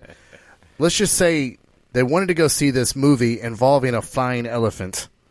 And I was like, don't want to see it. Y'all have a good time, though. And I could see my wife was kind of like, all right. Haven't seen my friend in a while, though. Yeah, girl, do you. I'm not going to go see the live-action Dumbo. The cartoon wasn't even that good.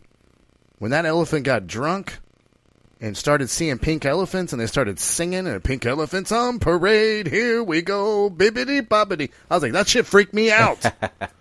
I was a little kid watching that. I was like, God damn. This Dumbo movie is psychedelic shit that is scaring me. I didn't drink alcohol till I was like 31 years old because of that movie. Damn. I'm just kidding. I'm like, oh, shit, I didn't know that. But seriously, man, it's like, maybe, like I said, maybe you have to stand your ground and be like, bitch, I'm not going to sit in a movie. I'm not going to drive to the movie theater, sit through this goddamn movie with Kate Hudson and Matthew McConaughey with their terrible fucking humor. How much is popcorn now? How much popcorn run these days? Oh, no. I mean, you ain't getting out of a movie date with, even if it's your wife and you don't have to impress her. Right. You ain't getting out of it for less than $50. Nope. No. That's $50 outside that's taken out of the home. And fuck the money. I don't want to spend my fucking time sitting in a goddamn dark theater with a movie I don't want to fucking watch. Catching COVID-19. No shit.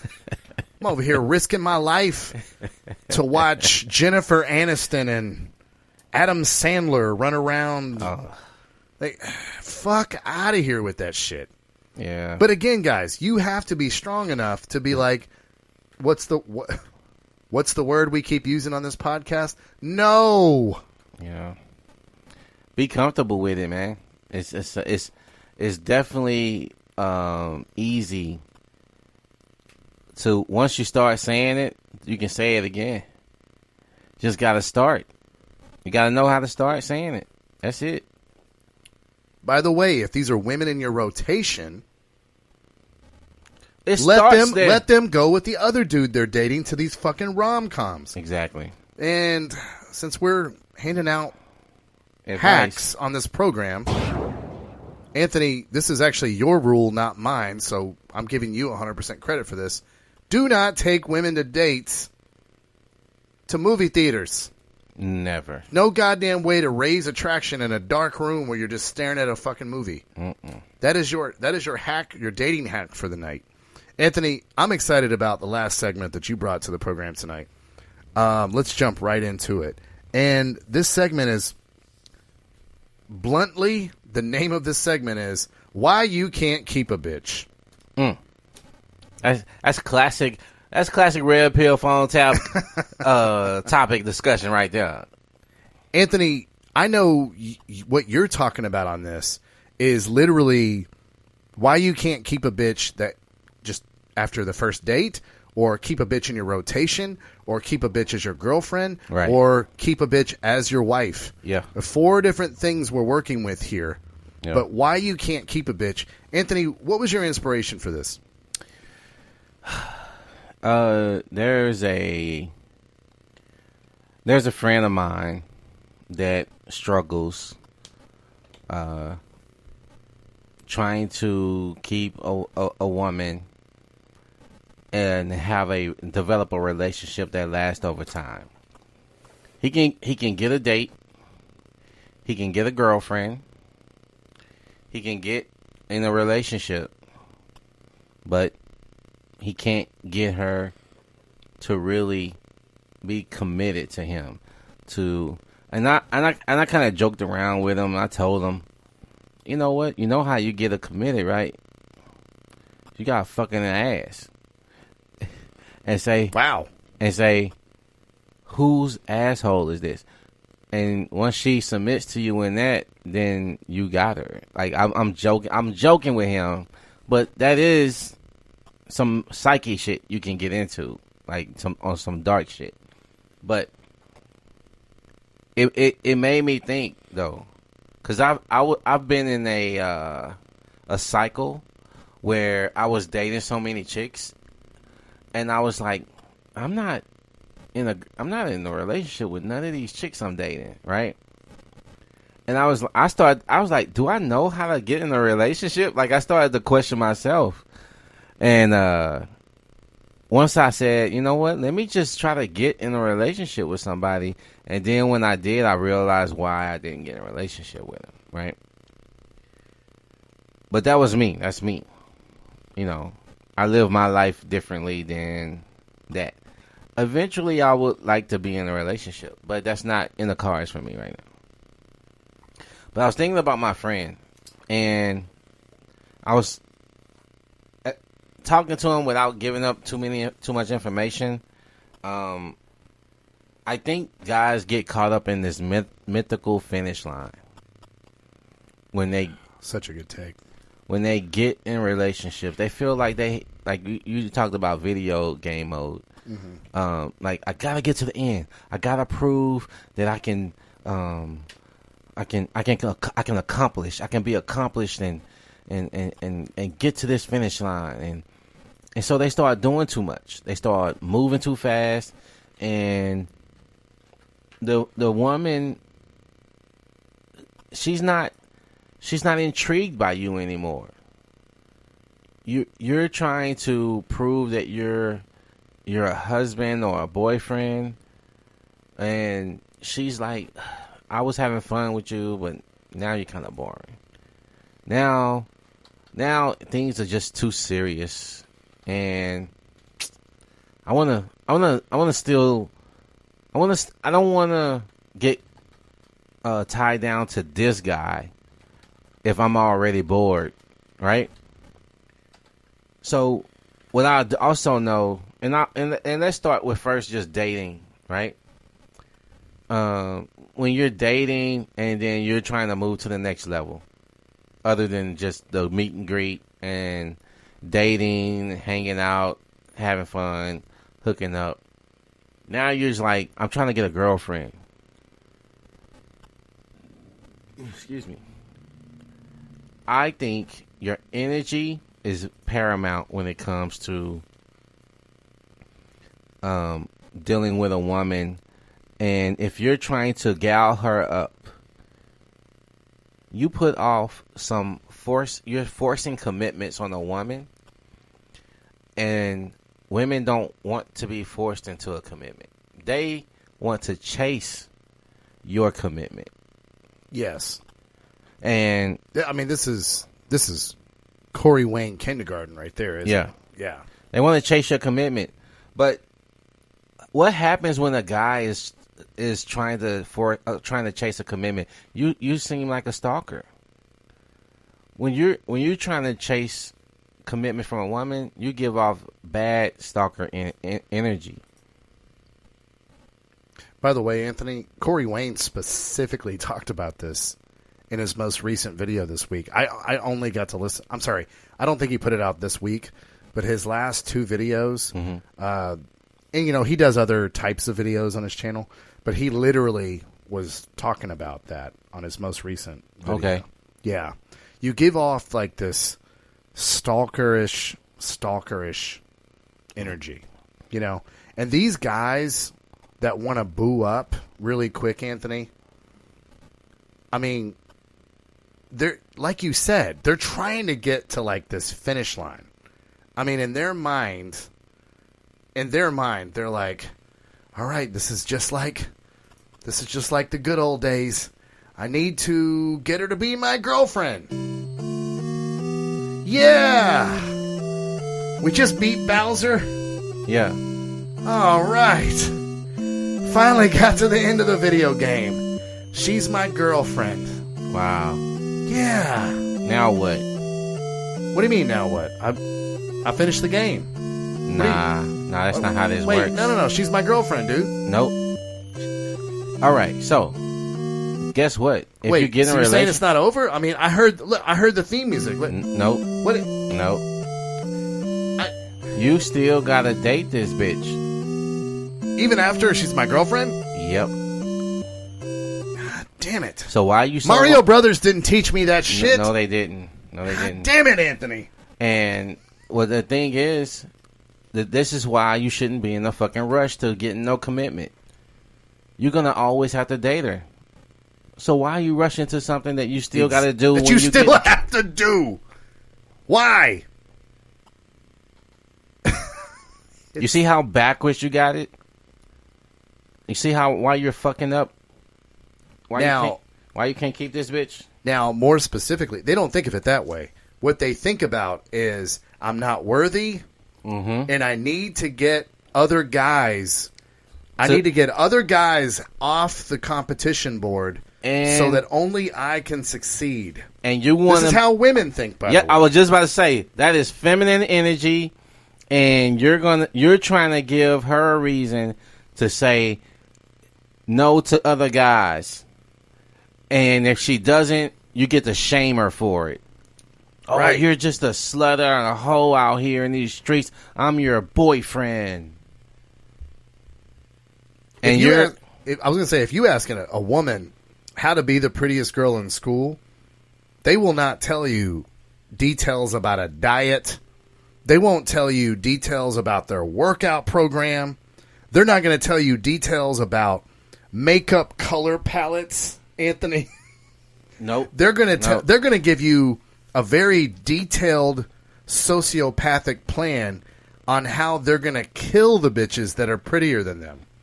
That's what feminine energy is, guys. Instead of like making yourself stronger, making yourself better to fucking tackle and compete with these other men, that's how men are like. Women are like, oh, how do I become the prettiest girl in school? Kill all bitches in the school. That way I'm the only bitch there. Take out all the competition. And guys are acting like that, talking about, I want to take all the competition out, so I want her to commit to me. So now if you sleep with other men, I can shame you. You Yeah. cheated on me. Right.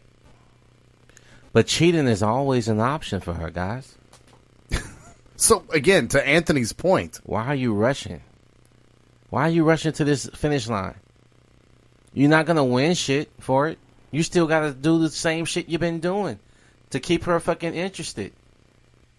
You ain't gonna do anything different except put a different label on what the fuck you're doing. But now, guess what? By putting a label on it, now she gets to hold you to account.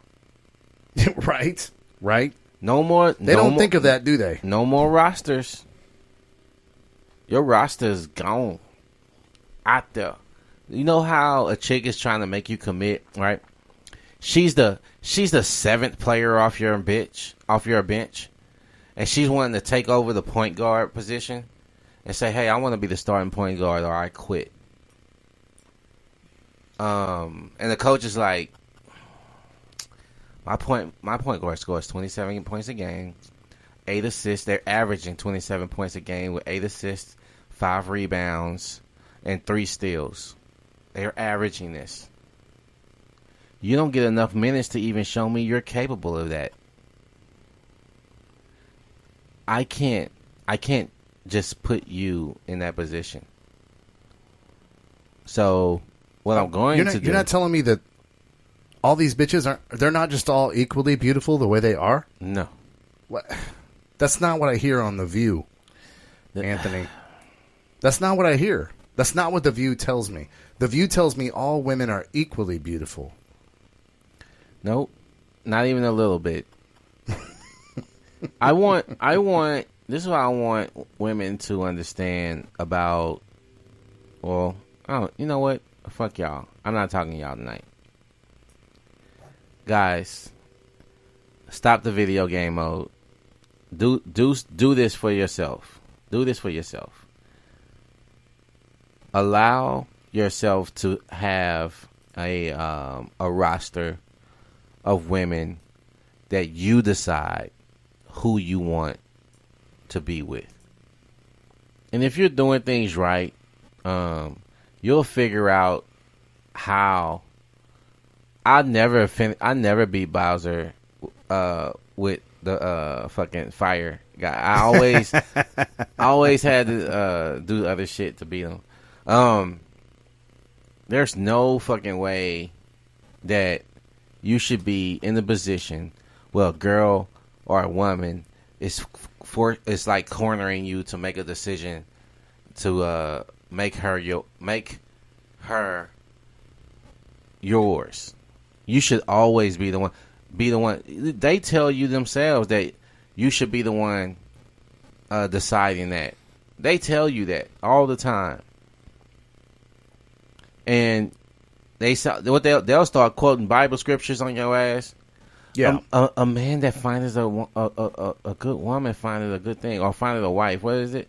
A man that finds a wife finds a good thing, some shit like that. And it's like whatever their convenient Bible quote is, right, to make them right about some shit. I mean, you started talking about a woman quoting Bible scripture, and I was like, all I heard was, you remember that time women said woman fuckery? Yeah. That's all I heard. Yeah. The convenient Bible quote that right. makes them right in that moment, right, about the fuckery they're trying to sell to you. Bitch ain't been in church in 17 years. Right. Quoting Bible scriptures to you because it... Wait, here comes some more fuckery. No, I believe a church is in your heart. And you... Yeah. Is that why church exists? Because everybody just has a church in their heart? Bitch, you ain't been in a church in 17 years. But don't fall for it, guys. Don't allow yourself even to fall for this shit. For some reason, if you find a woman that's of higher value in your mind, if you say, you know what, I found the perfect girl for me, don't be trying to boo her up so fast, man. Don't be looking to boo her up, man. Have fun in the moment that you're in. I always tell people that. Have fun in the moment you're in. Enjoy it, man. Enjoy just hanging out and having fun, and don't be pressed about no relationship shit. Because guess what? When the relationship part comes up, it's because she's falling for you, right? She's like, listen, all my emotions are into you. I need to ask you a question about where the fuck is this going? And it's going to be easy for you if you're happy with it, right? And you're going to be like, yeah, I've been letting go. I've been losing games because I don't even have a full team anymore. I started letting bitches go. You know what I'm saying? We have a listener here, yeah, that's in the live stream that wants to not only agree with you, but add, and I know that you already know this, but it's a very, very good addition to your point. This is Bruno in the live stream, and he says, I just want to add that even if you're not talking about a commitment, it doesn't matter. If you put out the vibe of it, the girl will smell that shit from a mile away. 100. And then he says, been there. And by the way, going back to our segment before, experience, right? Yep. Bruno knows, even if you don't talk about this shit, they see the way you look at them. Yeah. They see how available you are. Right. They see those puppy dog eyes, and they're like, and they see that desperation in your eyes when she say, oh, hey, I'm going to go over here. And then you see another guy talking to her, and then you're like, oh, this bitch is going to leave me. For him, I got to do something. And you go run, hey, baby, since you're my girlfriend now and everything, and now she knows what you're doing. She knows what you're doing. You're my princess. You're trying to save that princess, aren't you? Yes, you are. This is my princess. Do you know how many Bowsers I had to beat? You know how many turtles I had to kill? She knows what you're doing. There's no way Luigi's getting this bitch. I'm Super Mario in this game. You don't get to play with her. No, sir. She knows exactly what you're doing. She knows exactly what you're doing. Now, Anthony, if you don't mind, I'd like to pull one from Corey Wayne as well. Corey Wayne points out a lot that the big reason motherfuckers lose bitches is because they're not the same guy that they used to be. Now, this manifests itself usually, Anthony, in long-term relationships, doesn't it? Yeah, because you stop courting her. You stop treating her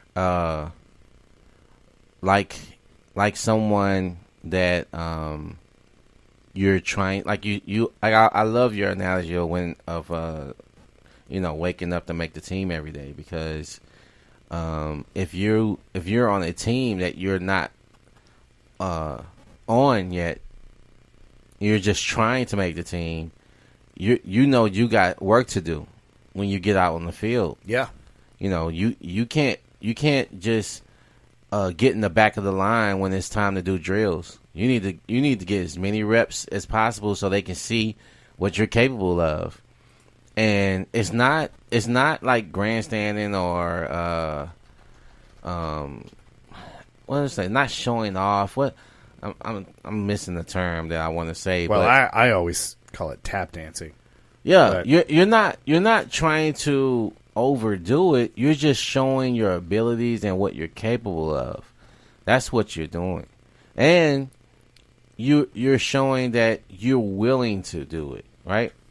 So she doesn't really shit test you because she see you do this every day, in and out, and you're not fighting her thinking that you can't. You're like, bitch, I do this every day. What you talking about? It's easy to tell her that or say that or have that conversation because you're actually doing it. You're staying mysterious. You're out here fucking grinding. You're doing shit outside of her, right? Yeah. You still do the things that you're doing when she met you, and now you've added on top of it. When you met your wife, you wasn't doing a podcast, right? Right.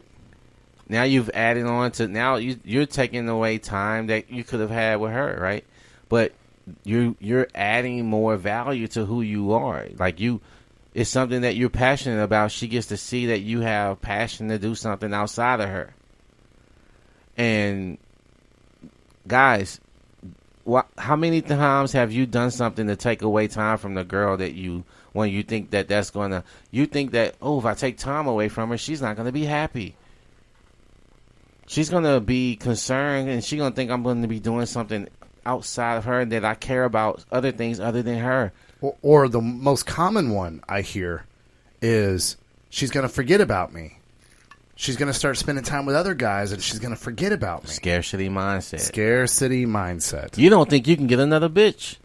You think this is it for you. Why? Because that bitch has subtly made you think that. Or you did it to yourself. Because I want to point out in this, what you're saying is right when you stop courting a bitch. But when I talk about, when I specifically think of, you're not the man that you used to be when you first started out. What I typically see is they're no longer strong like they used to be. They've become the sitcom dad. They've let the children fucking talk shit to them because they learned that because the wife was talking shit to them. Because you let these bitches get away with all this fuckery. And you're no longer the strong guy that you used to be. Yeah. That's what I see a lot of. And again, Anthony, just little concessions added up over 3, 4, 7, 11 years. Little concessions like going to watch romantic comedies when you know goddamn well you don't want to do that shit. When she was just a bitch in your rotation, you're like, you can go watch romantic comedies with some other fucking dude. I ain't doing it. Yeah. But now that you're a husband, you feel like you got to do things for her. And I'm going to break off another fucking hack right here, Anthony, because I'm a guy speaking in a marriage and a relationship. Another hack, guys. Guys, if you find yourself thinking, I need to do something for my chick, like as rewards and shit like that, there is a time and a place for that. And Anthony, that's more of an advanced conversation. Yeah. But guys, most of the time when you think you want to do shit for a chick, don't do it. Don't do it. Just do your life. Make yourself happy. Notice when a man is happy, and again, Patrice O'Neal is the one that points this out beautifully. If you haven't watched every episode of the Black Phillip Show on YouTube, please check it out. Because he points out when men are happy, it's just our natural instinct to make everyone else around us happy. Yeah. It's just, I mean, you ever seen a man happy? I mean, look at a fucking hip-hop video. He's throwing money around everybody. Everybody's got a fucking glass in their hands at his party, right? Mm-hmm. If you go to DJ Khaled's house, Justin Bieber's dancing around, having a good time. All these hoes are in the pool having a good time. You know why? Because DJ Khaled invited him over. He's a great fucking host. When men are happy, it's just our instinct to make everyone else happy. You're making me have some flashbacks, right? I was watching this show called Bridezilla, and all these women was trying to make this one bitch happy. She had all these demands, high demands, and but when she finally was happy, I'm sure they're miserable. By the time she was happy, everybody was fucking miserable, bro. Yeah. Look at music videos when bitches are happy. It's always because they're dumping a guy who did them wrong, girl. Or they're in a jewelry store buying themselves some fucking jewelry. Look at a fucking DJ Khaled video or any hip-hop star. Look at the video. All him and his boys are having a great time. Look at a Nicki Minaj video. She's the only one happy, isn't it? She's the only bitch happy in that fucking video. She's by herself in front of this fucking badass car. She's by herself with some fucking jewelry.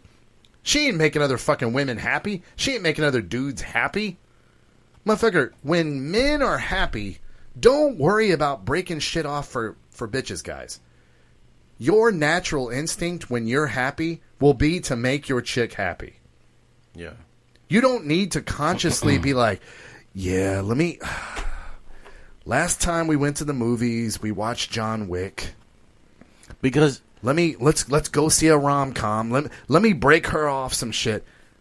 Man, these bitches have bad taste in movies.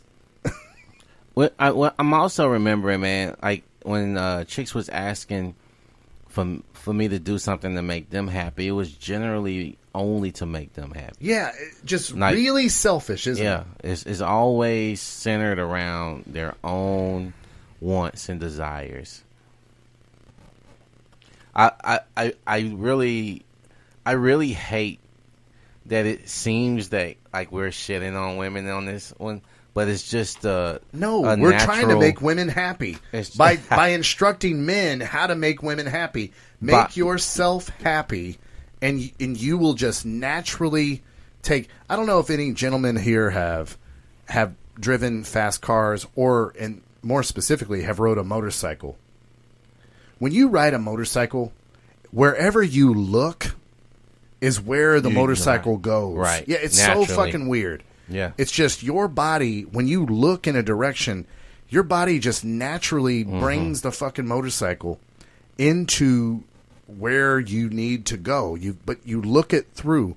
And motorcyclists know this. I mean, anybody listening right now that rides a motorcycle is like, word, that's my shit. I look my way through a turn. Especially if I'm nervous. I make sure to look my way through. Guys, it's the same thing. You make yourself happy, you look towards happiness, everybody comes with you. Because that's what men do. We lead to happiness. Mm-hmm. We lead to happiness. I wrote down in this note, Anthony, because again, we're talking about why a lot of these guys can't keep bitches. In high school, my best friend in high school, Dan Corning, if you're listening, shout out to you, buddy. Dan told me, and Dan was a very attractive guy. I'm sure Dan's still a very attractive guy. I just haven't seen him in a lot of years. Dan was just a very handsome dude. Broad-shouldered, even back in high school before a lot of us grew shoulders like me. Yeah. But he told me one time, he goes, hey, man, I can get so many more fucking chicks than you. But the chicks you get, they stick around. I don't fucking get it. And I didn't get it at the time either. I really didn't. I didn't know enough shit. But the thing about it is, when I'm not fucking passionately trying to contribute to your happiness, guys, when I'm just hanging out, I'm usually the funny guy in the group. Guys, let me tell you what a lot of you That's guys... very underrated, too. God damn it, man. And, you know, guys, when I say funny... What I'm talking about more specifically with myself is I'm a humorous guy. I've got humor. But, guys, the root word of funny is fun. God damn it, guys. Some of you cannot understand that on dating, relationships, everything. Motherfucker, it's got to be fun. It's got to be fun. Fun. Fun. I don't even remember the last time I was on a serious date. I don't remember those because I've so much wanted to just enjoy myself because I've selfishly said that I'm going to enjoy myself every time I go on a date that I don't remember my last bad date, bruh. Because your goal is not pleasing these bitches. It's just, I want to have fun. And then guess what? As we just discussed... When men are happy, everybody's fucking happy. And so this narrative of happy wife, happy life shit is quite the opposite, isn't it? It's very much opposite. See, this is the thing. This is why your woman is upset, right? She's dictating this happy wife, happy life shit, right? But just like we talk about, you ain't walking what you talking. Right. When I give you that shit, you're not happy. Why? Why is that? You don't know what you want because the man that you're with don't know what he wants. Anthony, can you share with them the story you shared with me earlier this week when a chick was trying to tell you, where's this going? What is this? Where is this going? Anthony, let's role play first. I'm going to be most guys. Let's role play real quick.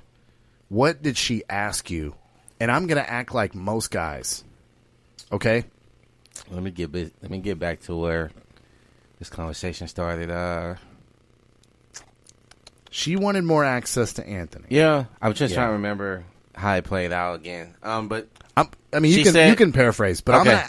Let's role play, and I'm going to be most guys in this scenario, okay? Because I want to show them the difference between what you do and what most guys do. Go ahead. All right. I'm not sure where. I don't know where I fit in your life. Like, I think you got too much going on in your life. I don't know where I fit in. What do you mean where you fit in? What? I feel like you just got so much going on in your life that like there's no room for me. Oh, I'm sorry, baby. But is that how I make you feel? Yeah. Like you feel like you don't fit in? Yeah, and I think that it is probably not, best for me. I'm looking for somebody that got time for me. Why do you say that? I mean, I try. I mean, I try to spend as much time with you as I can. But I haven't heard from you all week. I had to reach out to you. But I mean, I'm busy, baby. I mean, like, I'm. You know what? I'm sorry, baby. I'm busy too. I should have called you. I'm busy too, and I called you. You know what? You're right. I probably need to be more.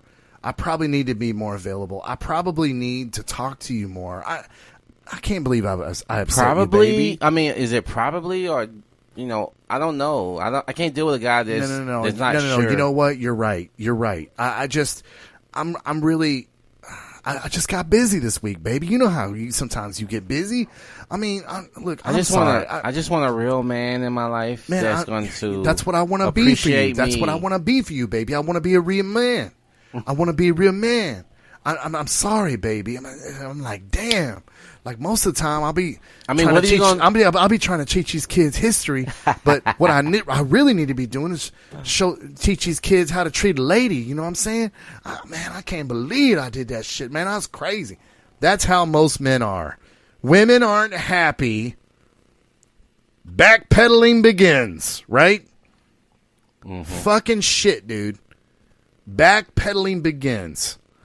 But Anthony, when she said this to you, what was your reaction? I'm sorry, I had to get this into the podcast this week because I was like, I forgot how fearless you are when it comes to bitches being happy. This is literally how you live your life.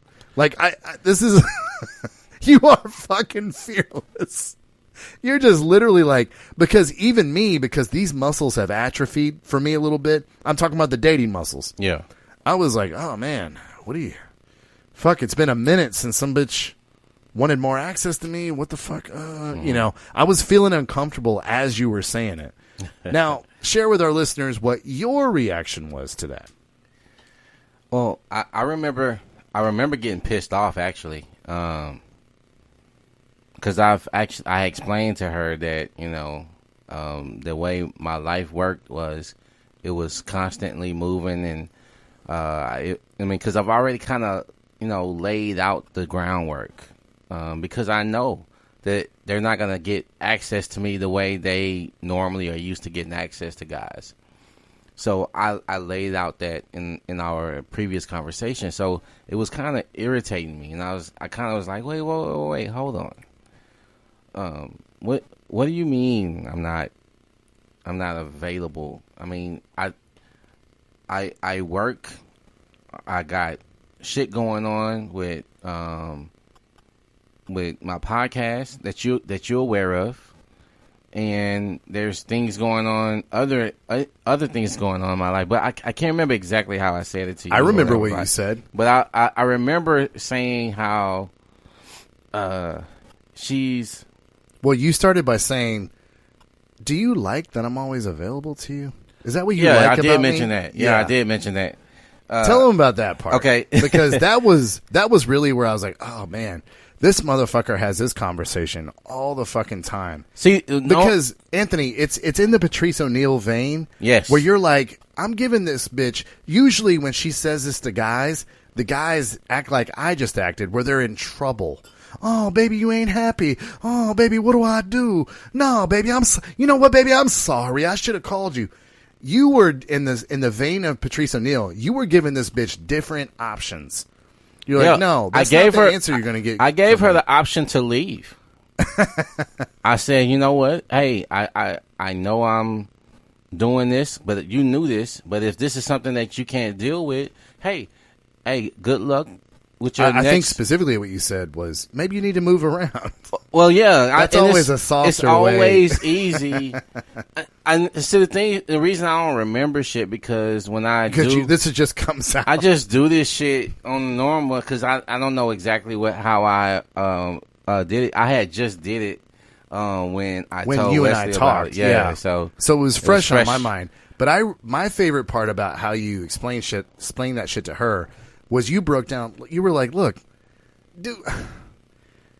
Is what is attracting me to you? Is it that I'm always available? Mm-hmm. Because we were having a specific conversation about women want it all, but they're not happy with anything. And once they get everything.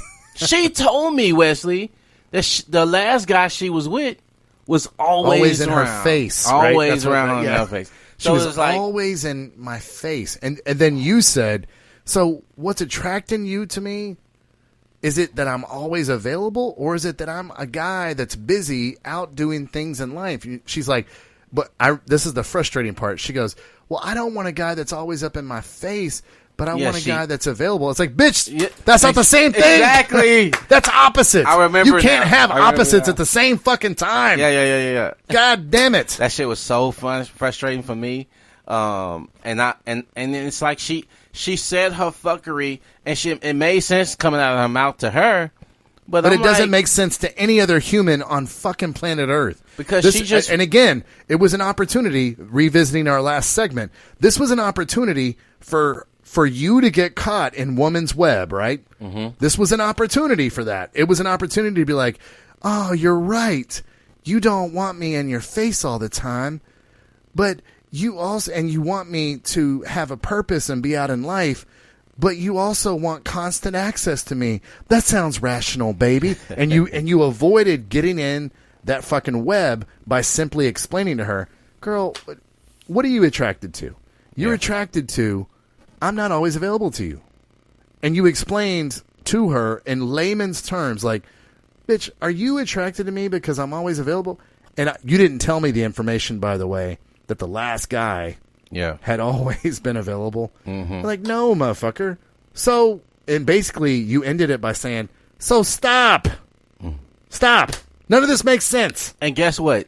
Because she was in a sour-ass mood when I called.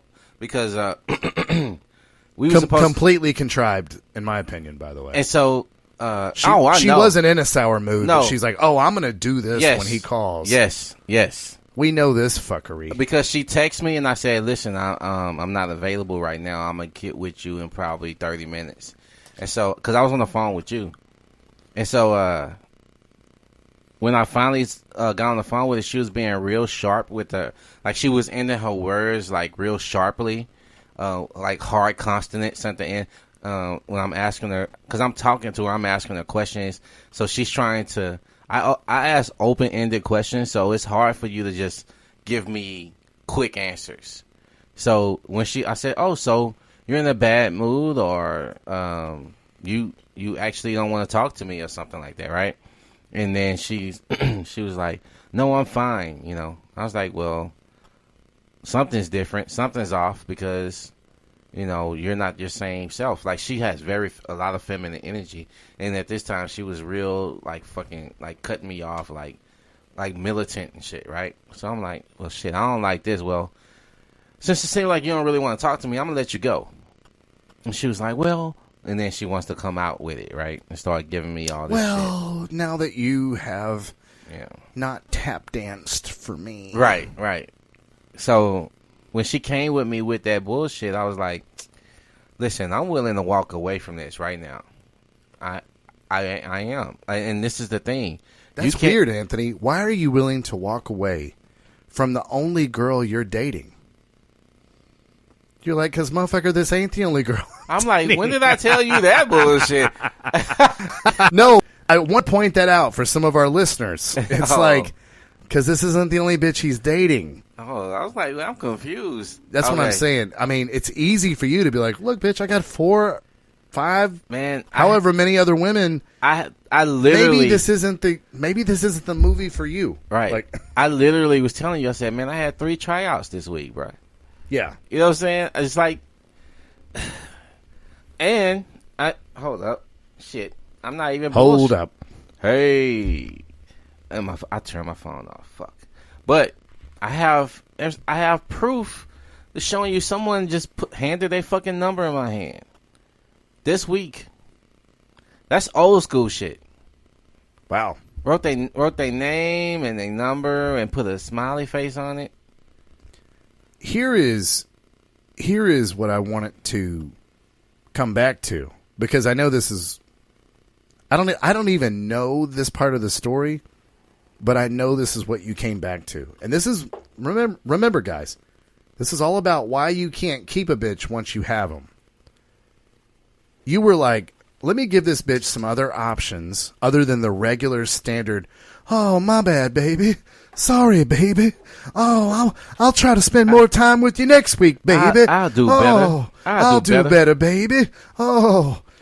That's the standard answer. And Anthony's like, no, by the way, you don't get that answer, and I'm giving you other options. But can I predict what you did, Anthony? What's up? I could be wrong. you probably were like, let me redirect, give you a different answer. Now let's go back to fun. All right? Yeah. Because the rest of the conversation end up with us setting up a date. Oh, really? Yeah. Yeah, let's go back. Okay, bad dog. Hey, no. All right, sit. All right, here goes a treat. If you guys know anything about training dogs, which, by the way, don't send me your emails. So what are you doing? You're comparing women to dogs? Women, you should only be so lucky that I would compare you to the greatest animal on this whole fucking planet. But guys, when you have a dog that's learning something new, an easy trick is if they're getting kind of nervous, if they're getting kind of like, oh, I'm unsure, you can quickly give them a command that they know, that they're confident in. Yeah. And be like, sit.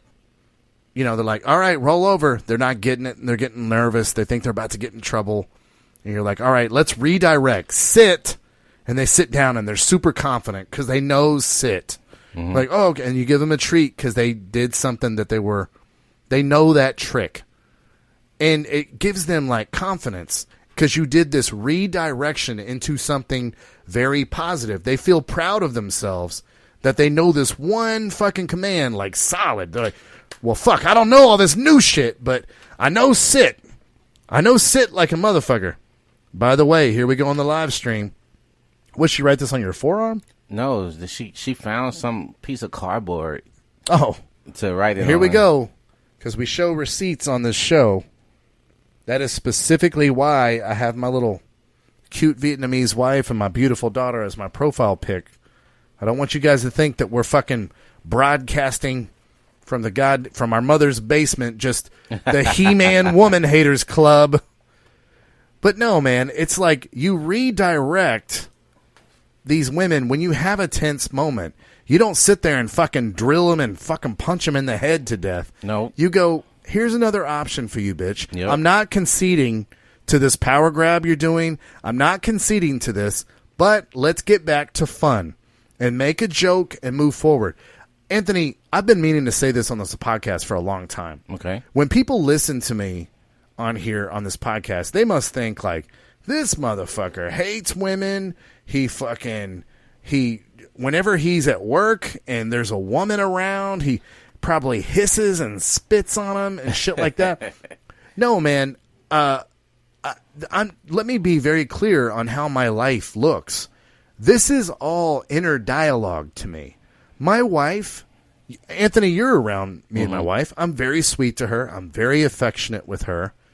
But it's because we have this foundation of happiness that I had to build. Yeah. I'm not walking around being like, you know, my wife makes me a sandwich and brings it over. I'm like, fuck you, bitch. You know what I'm saying? That's not how I live my life. I mean, I'm very, very affectionate to my wife. You walked in, there's a big bouquet of flowers that I bought for my wife today, wasn't there? Mm-hmm. I'm very, very, very, very nice to her. This isn't me walking around being a fucking asshole to people. And this is what I mean, guys. When you say inner dialogue, what does that mean for them? Inner dialogue means I'm looking, if I'm a captain and I'm running my boat, I know that the ocean is beautiful. The ocean might literally be, and Anthony, you know this better than me because you were in the Navy. You saw exotic, beautiful beaches that I've never seen. But the ocean literally might be the most beautiful thing on this entire fucking planet. And the most dangerous fucking thing. It's also the most dangerous, isn't it? Yeah. I mean, you beat me to it because that's exactly where I was going. If I'm a captain, I look out at this gorgeous, beautiful thing, but my inner dialogue always recognizes the danger. Yeah. If we can't breathe underneath this shit. Nope. My sailors aboard this boat, the people that are counting on me, I've got to protect them from this. So, specifically, my boat has one sailor and one executive officer, my wife. But my one sailor is my daughter. Yeah. I literally have to protect my daughter from this dangerous, dangerous ocean. Do you understand? It's very much like women are very gorgeous and very beautiful and their feminine energy. We've said it on this podcast 1,000 times. Yeah. We're not trying to turn planet Earth into a fucking cell block with only masculine energy and dudes, right? But feminine energy is very necessary, but it's also very dangerous. This is why I don't want to share the podcast with women, because when Wesley said this before in the podcast, where he heard me talk on the phone, me and him was going over inner dialogue, but then I get on the phone with a bitch, and then I switched it up. My inner dialogue doesn't become my dialogue with her. Yeah. What are you talking about? The time we were coming back from Lowe's? Yeah. And then, Smooth Anthony jumps on the phone. And I was just like, I could just tell by how you were talking. You're talking to a woman. Yeah. You go, because Anthony, because he's a seasoned dater, knows you cannot skip seduction. Nope. And you see how you can just finish my sentence on that? Yeah. Because this is how we live our life. Yeah. You cannot skip seduction. You can't. And it's got to, and again, coming back to this, man, the reason a lot of you guys can't keep a bitch is because your interactions with women need to be fun. It needs to be fucking fun for these bitches. Yeah. Do you understand? Don't nobody want to be with some guy that's just some militant fucking Fidel Castro type boyfriend or husband or guy that she's dating. You're so busy trying to make it fun for her that you forget that the fun part for her. That's not what I meant. Yeah. Well, no. I'm trying to fix it where the fun part for her is actually watching you enjoy yourself. And it confirms when Wesley told me about the date, he's like, listen, the day might just be over. Hey, I enjoyed this, but the day might be over because I'm about to enjoy this fight. My wife and I's first date. And then she enjoys him watching the fucking fight. Yeah. That she didn't even have a clue was even happening. So now she's becoming a part of his life, and she's enjoying him being happy in his moment. Just like when you go to your man cave and you go watch a game, guess who comes creeping in the fucking man cave and sits next to you? Yep, your wife. She's watching you enjoy yourself. That's what this is you want to hit the fucking life hack? That's the fucking life hack. Hold up. Let me give you a sound for that. All right, life hack, go, Anthony.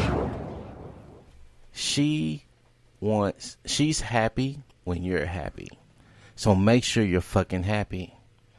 Yeah. And when you're happy, the whole environment is fun. And when men are happy, what do? They make everybody else happy around them. The whole time, a lot of you guys have been struggling to fucking lick these women's ass and lick their vagina on the date, trying to figure out a hack and watch a video on how to master dating. Trying to herd cats. Yeah, trying to herd cats, exactly. Motherfucker, you know when the cat wants to sit in your lap? When you're sitting there, fuck about him. Yeah, when you're sitting there watching the game, just like you said, who creeps in the man cave? When you're in there, then when you're genuinely having a good time, you brought up my wife and I's first date where we're watching a fucking UFC pay-per-view. Yeah. That was our first date. The whole time, because I'm into it, I'm like, this is very, very critical. What he can do here is he can move forward and go into a heel hook there. That's why that guy is really scrunching up his knees. And, when you get taught shit, you're like, oh, my God, that's why all this shit's happening? Right. Sidebar, we always get frustrated when we're watching baseball commentators because they never talk about what the pitcher's throwing, right? Yeah. It would make it far more interesting. It would make it, again, far more fun. Yep. Guys, if you're trying to keep a chick and your daily interactions, and we had a coaching session earlier this week where we asked the gentleman that was going through this crazy shit with his ex-girlfriend, dude, are you having fun? Bruh. Are you having fun? The basics. Come on, man. The fun part for you. Well, this is what happens when you enjoy your girl.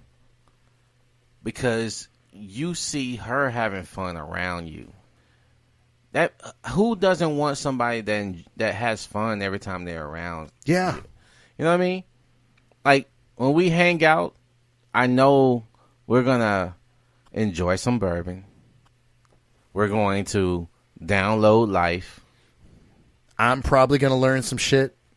You're probably gonna learn some shit. We leave smarter. Yeah. So it's like ain't nothing wrong with that. I don't fucking like oh shit, fucking Wesley comes over. It doesn't. Well, how do you feel about Wesley? Well, I love him. You remember that Patrice O'Neill? Yeah. When he said, yeah. So, do you want to be with this bitch? Well, no. I love her. No. He actually said, do you love this bitch? He was like, yeah. And then he said, see what I was talking about? He said, look, let me ask you something. He said, wait. No, let me ask you something else. That's your favorite TV show. He said, what's your favorite? He said, what's your favorite food? He was like, spaghetti. He was like, you see the difference? He was like, I asked him if he loved his girl. He was like, yeah. And I asked him what's his favorite food. He's like, spaghetti. You hear this fucking voice change? What he said, what's your favorite show? Yeah. CSI. He's like, you see how this motherfucker lit up? He loves fucking CSI. He loves spaghetti. Ask him if he loves his bitch. Well, I love her. Yeah. You know what I mean? What if Anthony said that about me? What if Anthony was just like, well... Yeah, fucking Wesley. Wesley, well, I love him. But I don't really like him. You know? It's why Patrice O'Neill says, ladies, it's less important that your man loves you. It's more important that your man likes you. Man, so true. God damn it. We've been hitting the life hack all night pistol a lot tonight, haven't we? We said we were bringing a more advanced game, man. I feel like we've been very successful tonight with this. Guys, if you don't want to lose your bitch, first and foremost, let's review. You have to be the man that you were when you first got together. God damn it. When she came to you and wanted to be she wanted to have the talk. Where is this going? She wanted the guy that she was with. She didn't want you to morph into this weaker version of yourself. You have to be the man that you started to be. Now, Anthony, on this topic, you said, hey, you can't stop courting her. No. You can't stop dating. Corey Wayne points out, you stop courting her, bitch. Somebody else will. Yeah. Yeah. Let me ask Kevin you a question. Kevin in sales. Kevin will get that ass. Promise you. I wrote some notes down. I was saying vetting her. We'll never not vet a bitch enough. On why you can't keep a bitch is because you didn't vet her enough. I wanted to say one more thing. Always be asking her questions. Never stop quizzing her. This is important. And let me add to that. Okay. And believe what the answers are. When you start asking her questions and she answers, believe her answers. Well, especially when you catch her off guard. Not when she's expecting shit. You know what I'm saying? This is why we don't text, because we don't give the bitch all day to fucking think about an answer.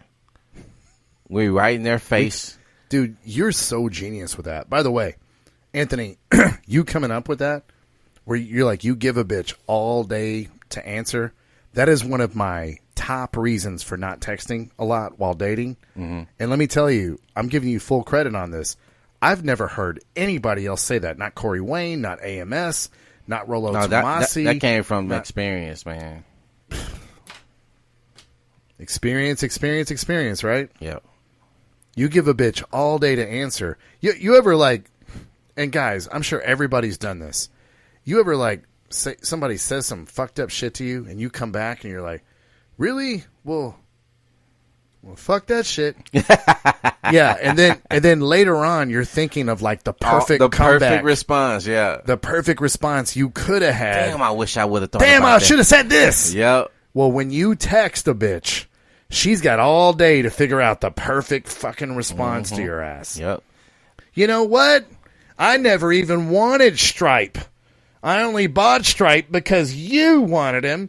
And you know what? The reason I didn't give him to you is because you're living alone and the dog would be lonely. Yeah. And she thinks she's just one. Yeah. She was like, yep, I hit all the topics. I hit everything I needed to hit. No, woman fuckery. You did not hit all the topics. You just want to keep the dog. Stop justifying. Yeah. You fucking dumbass shit, man. I mean, Anthony, that is such a fucking good point, man. That is such a good point. I mean, this is an exciting topic for me. I mean, we're going to have to delve a little bit deeper into this later on. But this is such an exciting topic for me because I hear a lot of men talking about this. Like, damn, we had a good first date. Yeah. We had a good second date. Mm-hmm. Bitch just ghosted on me. Now she gone. What the fuck? What did you now? What happened? Was this going so well that you was like, man, I can see us together forever? Uh-oh. Man. But she acted like in the moment that's what she was feeling. But she had too. high interest. She had high interest. Okay. Why was she having high interest? Why did you switch up? Just when you say, oh, well, I saw high interest, so I had to give her high interest back, right? No, you don't. Nah. No. You're the leader. The captain lives his life. What does Corey Wayne say about a bitches fall in love with a man who feelings are unclear? Well, women are more attracted. Women are more attracted to men whose feelings are unclear. And I'm sure, going back to the first segment, we have a lot of guys. Ooh, I know that. I know it. Women are scientifically more attracted to men whose feelings are unclear. But are you walking that out? You're talking it. You're talking it. I know you know the right answer. Yeah. When I asked the question in class, but then you send me an email about how you double texted the bitch. And WYD question mark. Did you get my text question mark? This reminds me when you when you used to brag about what you did wrong and shit. God, I was stupid. No, I deserve this. Tell our listeners about this who have not heard this before. It was like, tell them the fuckery that you would listen to when I would call. She's like, yeah, man, I know, I know, I read the book, I think 3-4 times by now. And, I know I'm not supposed to do this, but, I got away with it. So I tricked it. I gamed the system. Hack the game, bitch. I won. Wait. All right. So who did you win against, though? But because the thing is this, guys, women that like you and have high interest with you will help you because they like you. You fucking up, but they helped you because they like you. And then you do this fucked up shit with women who do not have high interest. And what do? That's why they fucking ghost out on your ass. And you don't know why. But the thing is this, though. When you keep fucking up because she has high interest, eventually you bring her interest down because you keep fucking up. She let you pass for so long, and now it's like, yeah, I can't let you get away with that again. And it's like, well, why not? You had high interest with me. Wait, are you talking about girlfriends too, Anthony? Of course. Well, hold on. No. She's my girlfriend now. Yeah. Now, Anthony, you won? You thought you won? I already finished this level. Nah, bruh. Nah. Nah. Damn it. Nah, bruh. So you're saying we're starting all over again? How many Marios has there been? The princess always getting caught by goddamn browser. What the hell, Anthony? We're starting over. Yep. God damn. You gotta win. You gotta. I thought I finished it. Nope. You gotta win this bitch again. Oh, God damn it. Motherfucker. Yep. That's how it goes down. The game told me I just won. Nope. Didn't I save the princess? And here I go. I woke up the next morning. Look at all this shit I gotta do. Yep, it's a lot of work. I gotta get this coin. Yep, it's a lot of work, ain't it? I gotta avoid this fucking Koopa Troopa. Yep. I got this cloud throwing some spinies at my ass. Yep. God damn it. I thought after she was my girlfriend. Now hold on, Anthony. When I get to the end of this level, we're gonna be married. No. Then I'm done, right? Like, I mean, by law, we're married. She can't leave me, right? I mean, not true. This just keeps going? It continues. What if I get to world 9-4? What? I mean, no. Now, Anthony, I just asked her to marry me. She said yes. Right? Oh. I'm done, right? No. No, fellas. It's not that easy. I mean, I don't know if we could have ever expressed video game mode that these guys get into better than what we just did. No. That's exactly. Yeah. You hear winning the princess, and it's like, cool. Oh, okay, she's my girlfriend. Wake up the next day. This, because guess what? That inbox never closed. Them DMs stay wide open. When your girl go outside, there's always a thirsty guy outside ready to hit on her. She could be shopping for you, and the dude would still be like, wait, you shopping for your man? Girl, if it was me, I'd be shopping for you. Girl? Or that fucking jerk guy. That jerk guy that when you like you've got some kind of fucking injury with your ACL and you're sitting in the car and your wife or girlfriend pump gas. I would never. And the guy comes over. No, let me pump gas for you, girl. Let me pump gas for you. And you're sitting in there with your ACL torn, and all you can think of in your head is, God damn it! The game's not over. Shit! It's never over. Now I got my own fellas. My own fellas are trying to fucking fuck my shit up, dude. What the fuck? It never ends, guys. It never ends. And Anthony, one of my favorite parts of this podcast was like, I don't know why you're so quick to put a label on shit when that shit just starts over tomorrow. Yeah. Do. Oh, you thought you had to get extra men because it was a cool sound? No, motherfucker. No, motherfucker. You need more extra men because you got more work to do. No. You still have to get every morning when you wake up. Do. Because if your bitch is worth the damn, you damn straight somebody's gonna be trying to get her. How many times have we said this on this podcast? You don't want a bitch that nobody else wants. Nope. The fuck? Come on now. I know I don't. When you are with a valuable woman, other men are going to desire her. So you got to get up and make that team every day, don't you? Yep. Sorry. Michael Jordan, the greatest maybe athlete of all time, could not make an NBA team today. No. He cannot make the team. He eventually, his skills rusted. He got old.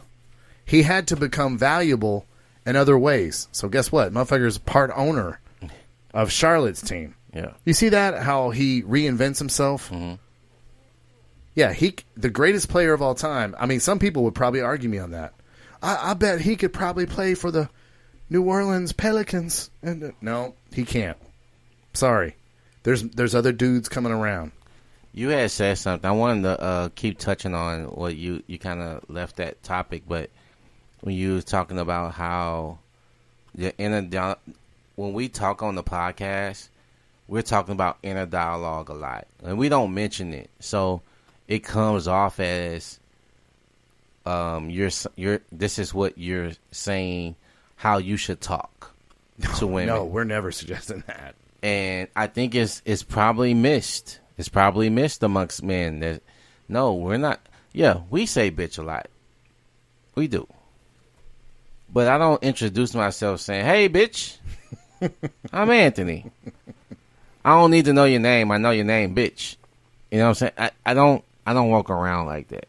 You know what I'm saying? You can't skip seduction. Nope. You can't skip no that matter how good I look, and I'm not saying I look that good. I am handsome. I'm just not, no fucking Idris Elba model guy. But my thing is, when we talk to you guys, we're telling you how your mindset should be.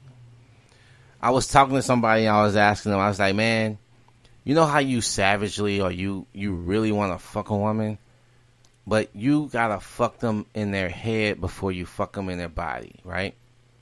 So I'm not gonna, you're not gonna fucking tell her, I'm gonna fuck you in your head, I'm gonna fuck your mind first, bitch. Yeah. Watch this shit. I'm gonna fuck your mind so good. You can't say that. Yeah. You sound like the fucking Shop of Horrors guy. What's the name of the fucking plant? Like, feed me, Seymour. Feed you me, start Seymour. singing. You sound like you're going to sing a song.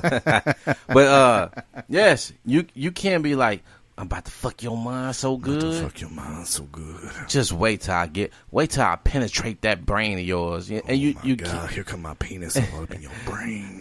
You sound like what are you wearing, Kevin from Sales? Like your voice tripped me out. Oh no, don't take what we're saying to you very literally and trying to repeat it to a bitch. No. We're telling you a mindset. We're trying to teach you a mindset.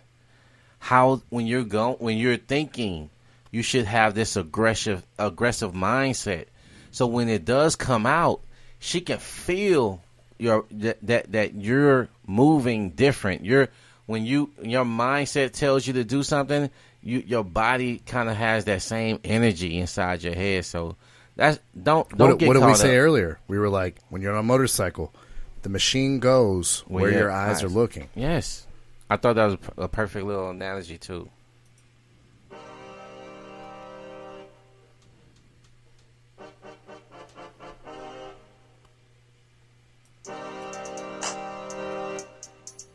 Wow, Anthony. 28 episodes. In the books. It's been a ride. Yeah. Anthony, how can they email the show? Man, we got that red pill phone tap at gmail.com. We're on YouTube. We're on iHeartRadio. We're on Google Play Podcasts. We're on SoundCloud. Facebook Live. We're doing it right now. Don't forget Spotify. Can't forget. If you want to join us in the live stream, go to Facebook, search for the Red Pill Phone Tap, look for Patrice O'Neal's beautiful face. If you see his face, you have found the right place. The Red Pill Phone Tap. If you want to visit us Friday nights on the live stream, if you just want to continue listening on the podcast and all the countries that we're broadcasting to, we appreciate you making us a part of your week. We appreciate you guys here on the Red Pill Phone Tap.